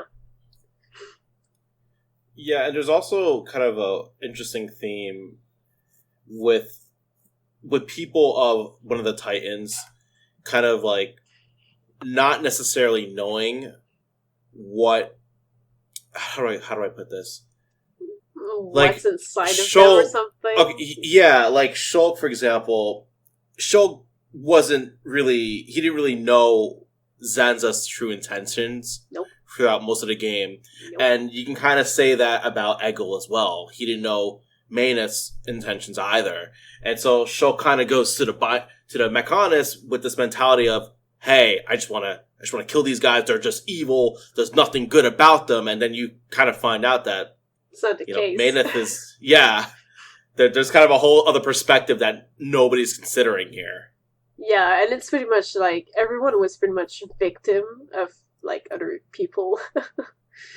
But yeah, that's as far as the plot goes. Like, it's just, yeah, like I said, everyone was victim to basically Zanza and the plot in general. Right. And, like, nobody was really evil to begin with, except maybe Zanza. But even Zanza, I think, is just, he kind of went a bit mad, but I don't feel it was necessarily, like, fully evil. It was just, like, different perspective. Well, yeah, but also, you kind of say that when you take Xenoblade 2's ending into account. Spoilers. But yes. Yeah. Yeah, and I'm also pretty sure that Mumkar is pretty damn evil. Oh, yeah. Yeah. Yeah, Mumkar, he kind of ran on his own agenda. Mm-hmm. He didn't really care about anything else. He was just like, yeah, I just want this. He did care about that man, though. At some point, and then he stopped. Yeah. Should we talk about that one, because it was also sure. nice. Nice. Sure. Yeah. It's like Dunban and Mumkar are another sort of like Jin and Margulis-ish pair. Yeah. With the thing being that Mumkar is much less of a gentleman than Margulis is. Yeah. And Yeah. like it's a lot it's a lot more fun to see the hero be the gentleman in this case and have the villain be as dark as he can be. Like Mumkar is like completely without refinement. Like he's a great villain because all you do is hate him. Yeah. Exactly. And he doesn't really have much of a reason to do what he does. He's just like, nah, I just don't like him. I'm just gonna throw him under the bus. Yeah, just like the thing is that Dunban, when Dunban and Mumkar were friends, it sort of implied that people were really super drawn to Dunban, and Mumkar was just sort of like along for the ride. And when Dunban got the Monado, Mumkar became extremely jealous and just wanted it. And then just like, okay, it's downward from here. Right. Yeah. And with that in mind, it's like you can probably say that like Mumkar didn't really care about the Monado itself. It was just more so having something that he can one up. Mumkar didn't really care about the Monado itself. He just wanted something that can let him one up Dunban. I almost said Jin for some reason. So good. Well, Dunban is kind of the Jin. Yeah. Yeah, pretty much. So I guess we should go with like pretty much the main ship of this thing, Shulk and Fiora. But you guys did cover a bit of that in the Melia episode, but yeah, Shulk and Fiora. Yeah, I really like that. I like that pairing. Yes, it's the very cliche main character, main girl pairing, but they're cute. But actually, childhood friends. Really like how it. I like how that particular pairing panned out. I actually found it a little bit relatable on a personal note, but I really liked the whole. There's this childhood friend, right? But unfortunately, there's so much that Shulk couldn't bring himself to say to her. And then there's the whole thing with her dying, and then that becomes a whole thing. You kind of see this whole other side of Shulk that comes out. Because you meet Shulk, he's just very much this soft-spoken guy. He's very intelligent, he's well-respected, but he's not really great at expressing his feelings. And then this happens with Fiora, and all of that just comes out at once. Yep. And I always thought that was really, really interesting. And then when they come back, I like that again because he has Fiora back, but it's different. There's always something different between the two of them. It's not the exact same relationship that they had before. And even though they try really hard to kind of bring it back to it, but there's still that slight disconnect there. And that's why I really like this particular pairing, even though it is technically a cliche pairing. I did think that Xenoblade 1 did some things to make it a little bit more interesting than it otherwise would have been. Yeah, it's definitely a vanilla ship, but it doesn't mean it's bad. Yeah, exactly. Yeah. So, should we go with the next one? Although the next one you guys kind of covered. Yeah, we already. Yeah, we can do it real quick. Shulk and Melia. I mean, we've spoken about that quite a bit in the Melia episode, which is worth listening to. Yeah, and it's interesting because you could say that's one-sided love, but is it really though? Because at some points it almost does seem like, I guess like Shulk does kind of warm up to Melia in some parts. Yeah. Based on how, and I guess it's all dependent on how much hope he has for getting Fiora back at that point. And I think the further you go into the story and Fiora is back, the more sad Melia becomes about it. And it's just like, obviously I can't have this thing anymore. How do I deal with this? This is happening now in real time. And she doesn't really get the chance to slow down and process anything. So she just like bottles it up. And that's why I've said before that like I think Melia is such an interesting character, such a great character, because you could see just how much she's holding back in so many of the cutscenes. And it's done in like such a stupidly simple way. It's like there's cutscenes where they pan to Melia and she just tilts her head down. And it's like, it's such a simple thing, but it says so much. Yeah, it really does. Or like the scene where Shulk and Fiora are like holding hands and they pass Melia by and she just has that really dumbstruck look on her face, and it's just And then there's that other, I believe this is an optional scene where it's later on where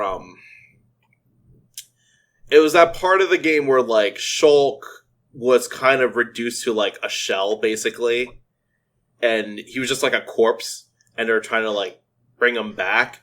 And if you play as Melia and walk up to Shulk, there's like an optional scene where Melia kind of just basically confesses her feelings to him, and I think it's like almost implied that she kisses him, but the game doesn't really like go all the way on it. Mm-hmm. That's cute. I don't remember that, but I believe you. Yeah, I gotta find it because I'm probably mixing some things up, but I remember there was a scene like that somewhere. But I could find that and send it. Sounds good. So, I guess the next one would be Melia and Kaelin. Yeah, which is But yeah. I just find this brother sister relationship to be super cool. Like, yeah, he's basically one of the only positive things in her previous life, or rather, the life that happened before she hung out with Shulk. Yeah. Him and her dad too, because they were both very, very supportive of her. It was just unfortunately her mom was just really toxic and terrible. Well, it's actually not her mom; it's her stepmom. Yeah, her stepmom. Yes, right. Yeah. Right. But like her being Callian's mom, and like the one that's there, is she's basically like she's the princess, the upcoming empress, but she is treated like a scullery maid. Like she would have had a better life if she weren't royalty. Yeah, but it's also because she's half blood and all that stuff, and they're like meh.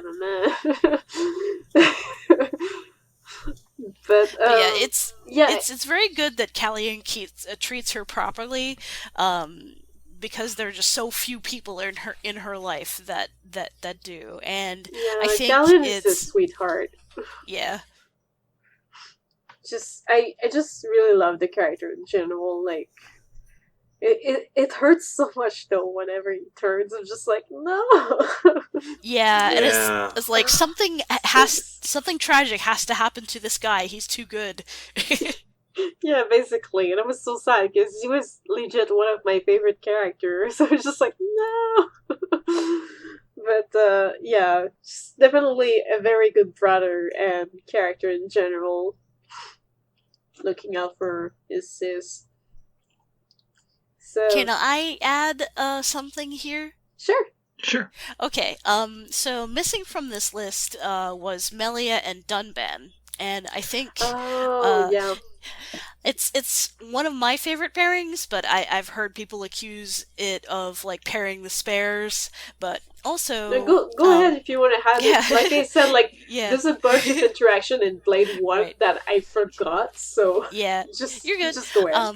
But yeah, Dunban is kind of like the most refined in the party aside from Melia. Yeah. And like they connect in places, probably not to the extent that Melia starts feeling for Shulk. But there is a spark there, and Dunban does talk a lot about living in the palace after everybody goes home, and I have sort of like this bud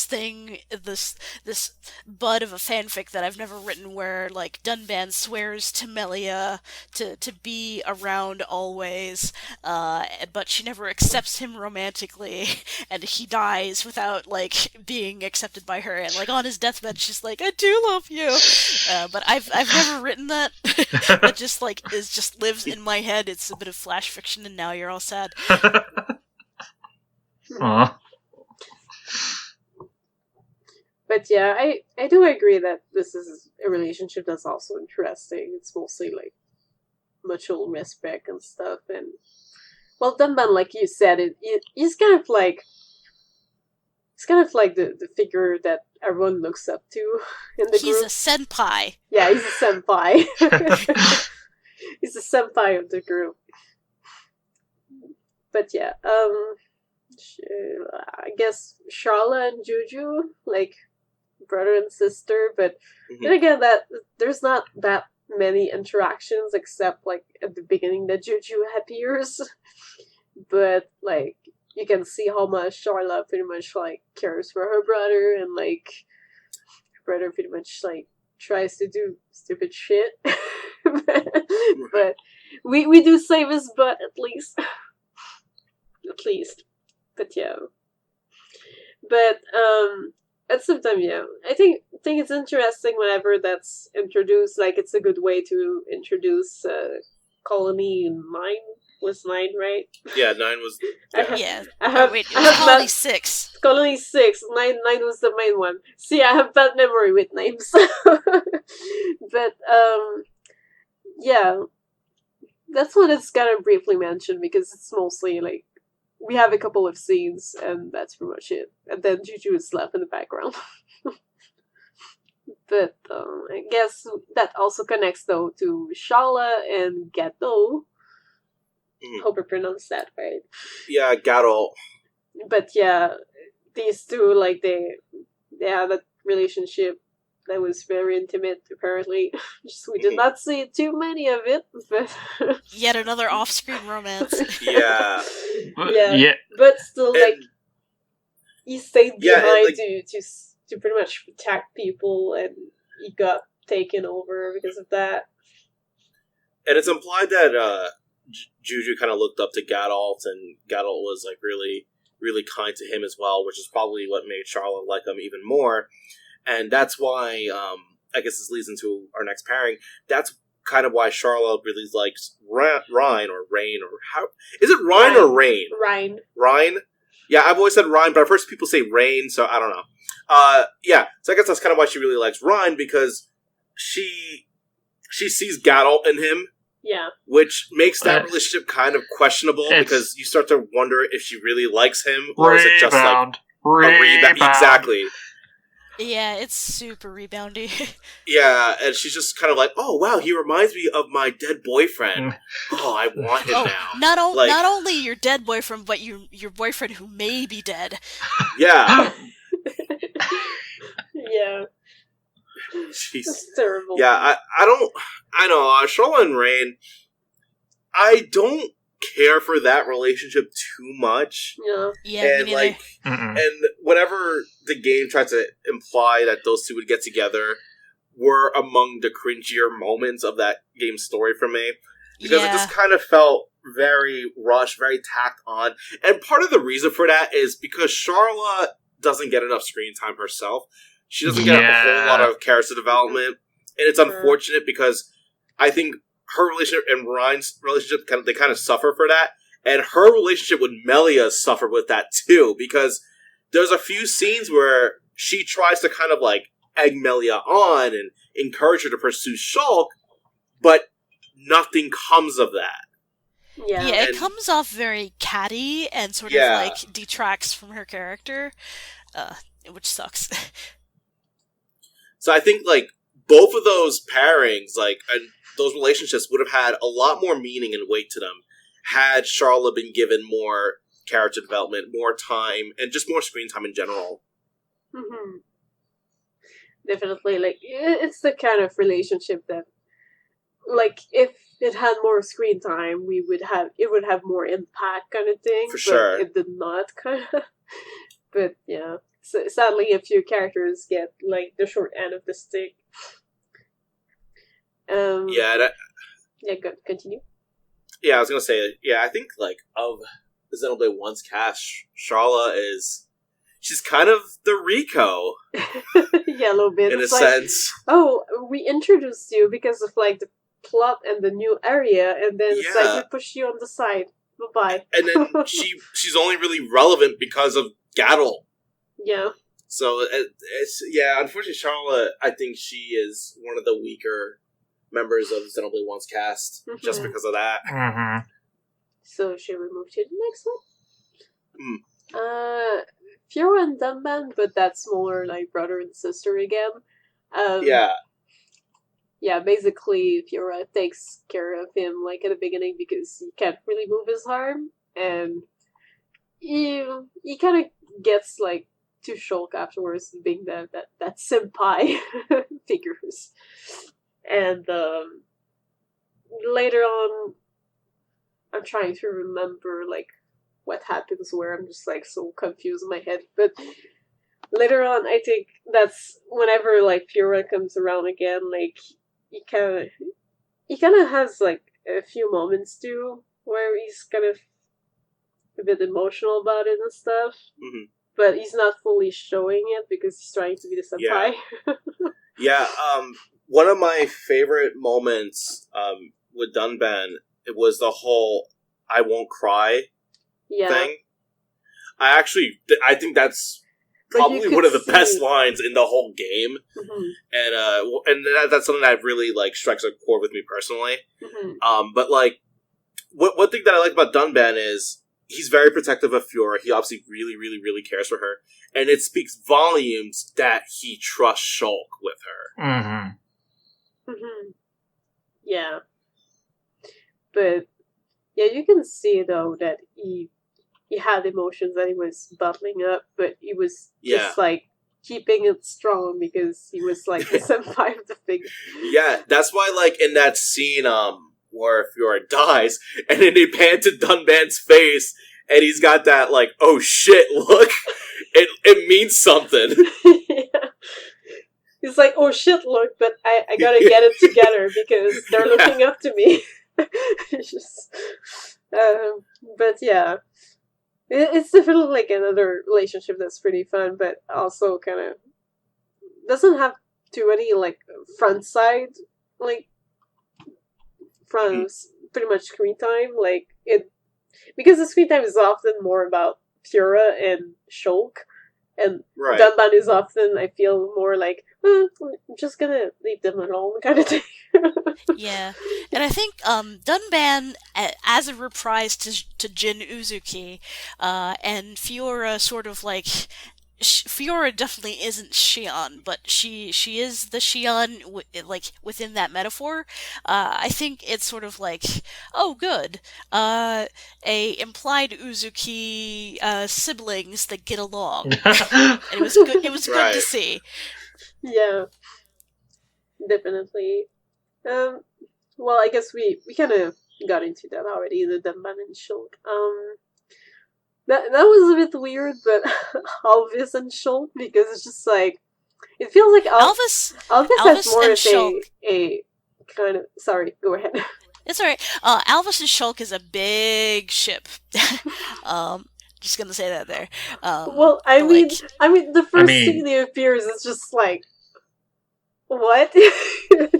I'm sorry. It's just so gay. And like Alvis is very akin to Chaos and a little bit of wave existency. My first reaction when I saw him, I was like, "Oh my god, it's older Chaos." I'm totally into that.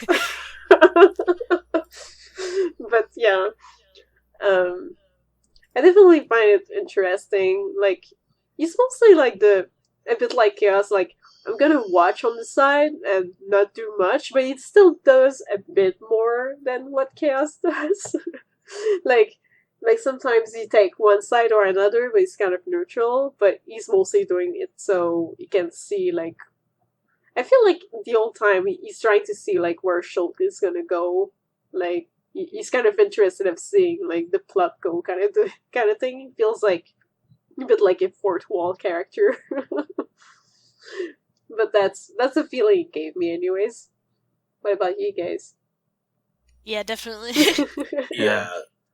I mean, he's just trying to be mysterious. And yeah. He's kind of a sit down and enjoy the show kind of guy. Yeah, but I do enjoy characters like that, like I said. Yeah. I don't know if I see it as any type of love, though.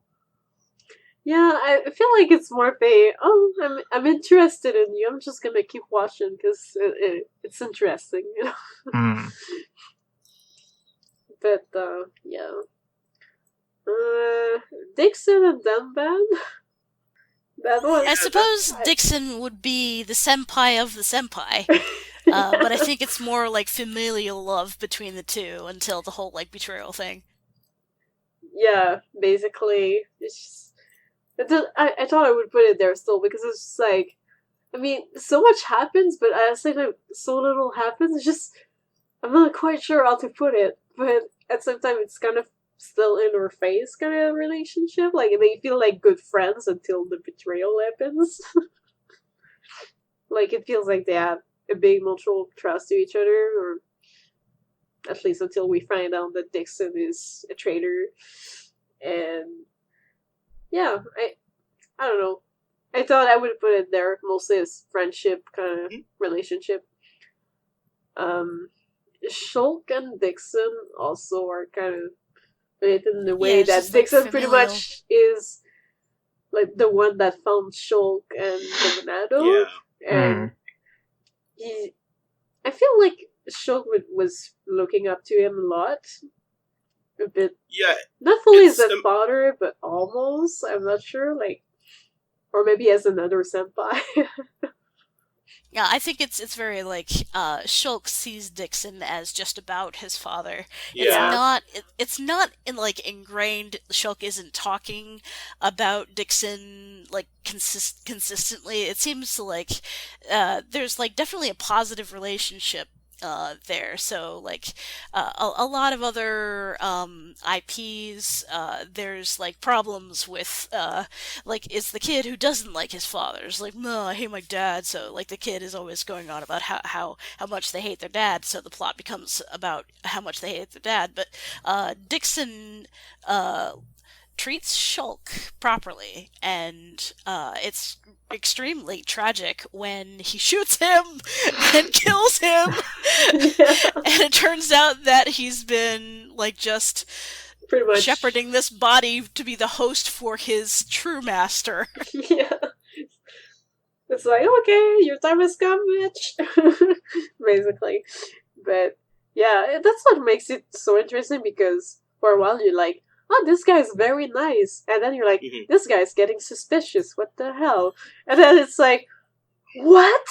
But that's also what made the fight between Shulk and Dixon later on in the game carry so much weight in the cutscene that happened right afterwards. Oh yeah, definitely. Like, I remember that cutscene being quite shocking. It's just like, whoa, this is a lot to take in. Because that goes back to what you were just saying about how Dixon does care for Shulk. Yeah, he does. Like, they do have a positive relationship despite all this other stuff happening. There still is an example. It's a weird one because like usually you have like those characters fighting their fathers or their mentors, and it's like an obvious thing that their mentors are evil and they always have that kind of resentment towards them. But this is a situation where no, they actually had a decent relationship, but unfortunately there's all this other stuff going on that's causing Dixon to turn on Shulk, and Shulk has to fight him. Yeah. Yes. It's really like something, that part. So, next one. Ricky and his family. Ricky. There's a meme going around, and it's Ricky fucks. Oh. He has 10 kids. Oh my god. Yeah, it's pretty amazing to find out that Ricky's not only like 40 years old, but he has like a wife and like, yeah, as you said, 10 kids. And, yeah, it's crazy. And the reason why he's a hero pawn is to pay off the debt his family incurs through eating so much food. Yep. So I guess that's love. Yeah, that is the kind of love. But also, like, Ricky's a very interesting character, too. Like, I feel like he's often, like, the one that a lot of people kind of go to confess, like, their troubles to. And he's always like, don't worry, Ricky got it, or something. I don't know. Yeah, especially him and Melia. Yeah, especially him and Melia had a really nice relationship. Yeah. that was so sad when Colleen died, and Ricky has that whole thing when he says that whole Ricky not see bird. What did he say? Oh, what was the line? He's like, Ricky not see bird person, but feels him, or something like that. Oh. Yeah. Thank you, brother. Your words will stay with me forever. His words? Oh, Ricky heard. Ricky heard Melly's brother. Callian say, hope of bird people. Where Melly's brother? Oh, Ricky not see him, but Ricky hear him. Ricky. You too heard his parting words. Thank you.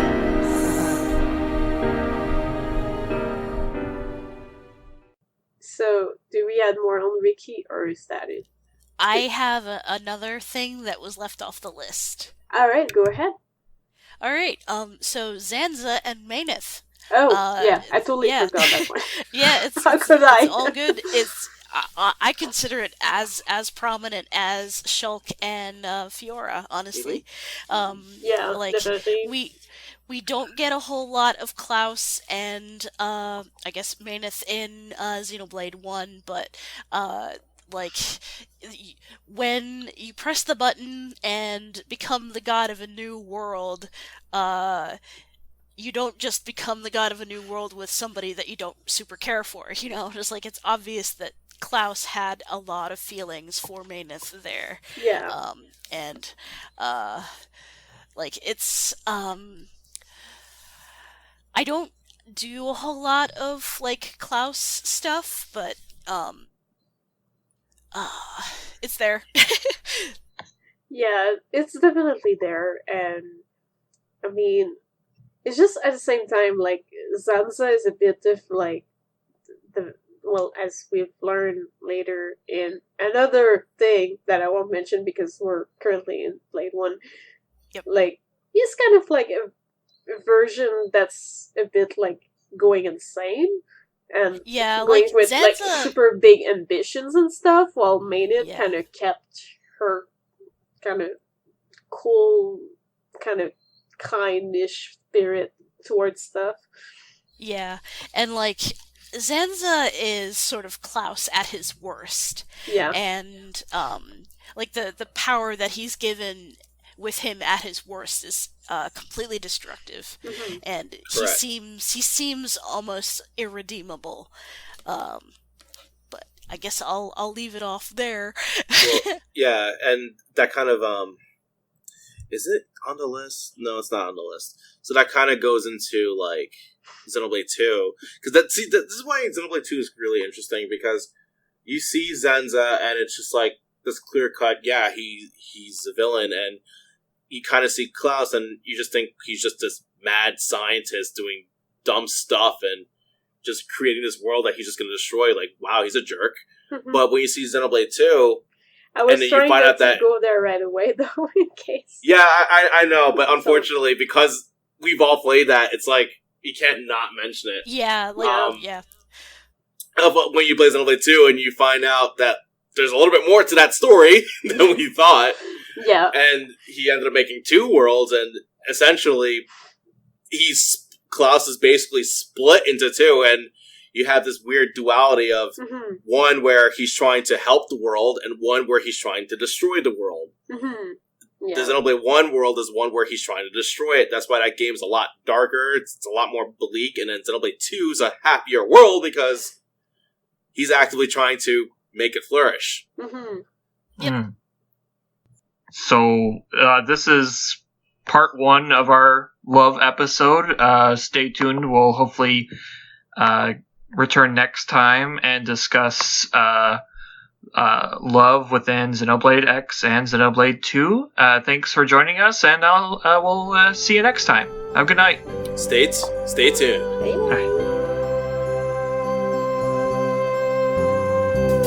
Cold fire clenched to my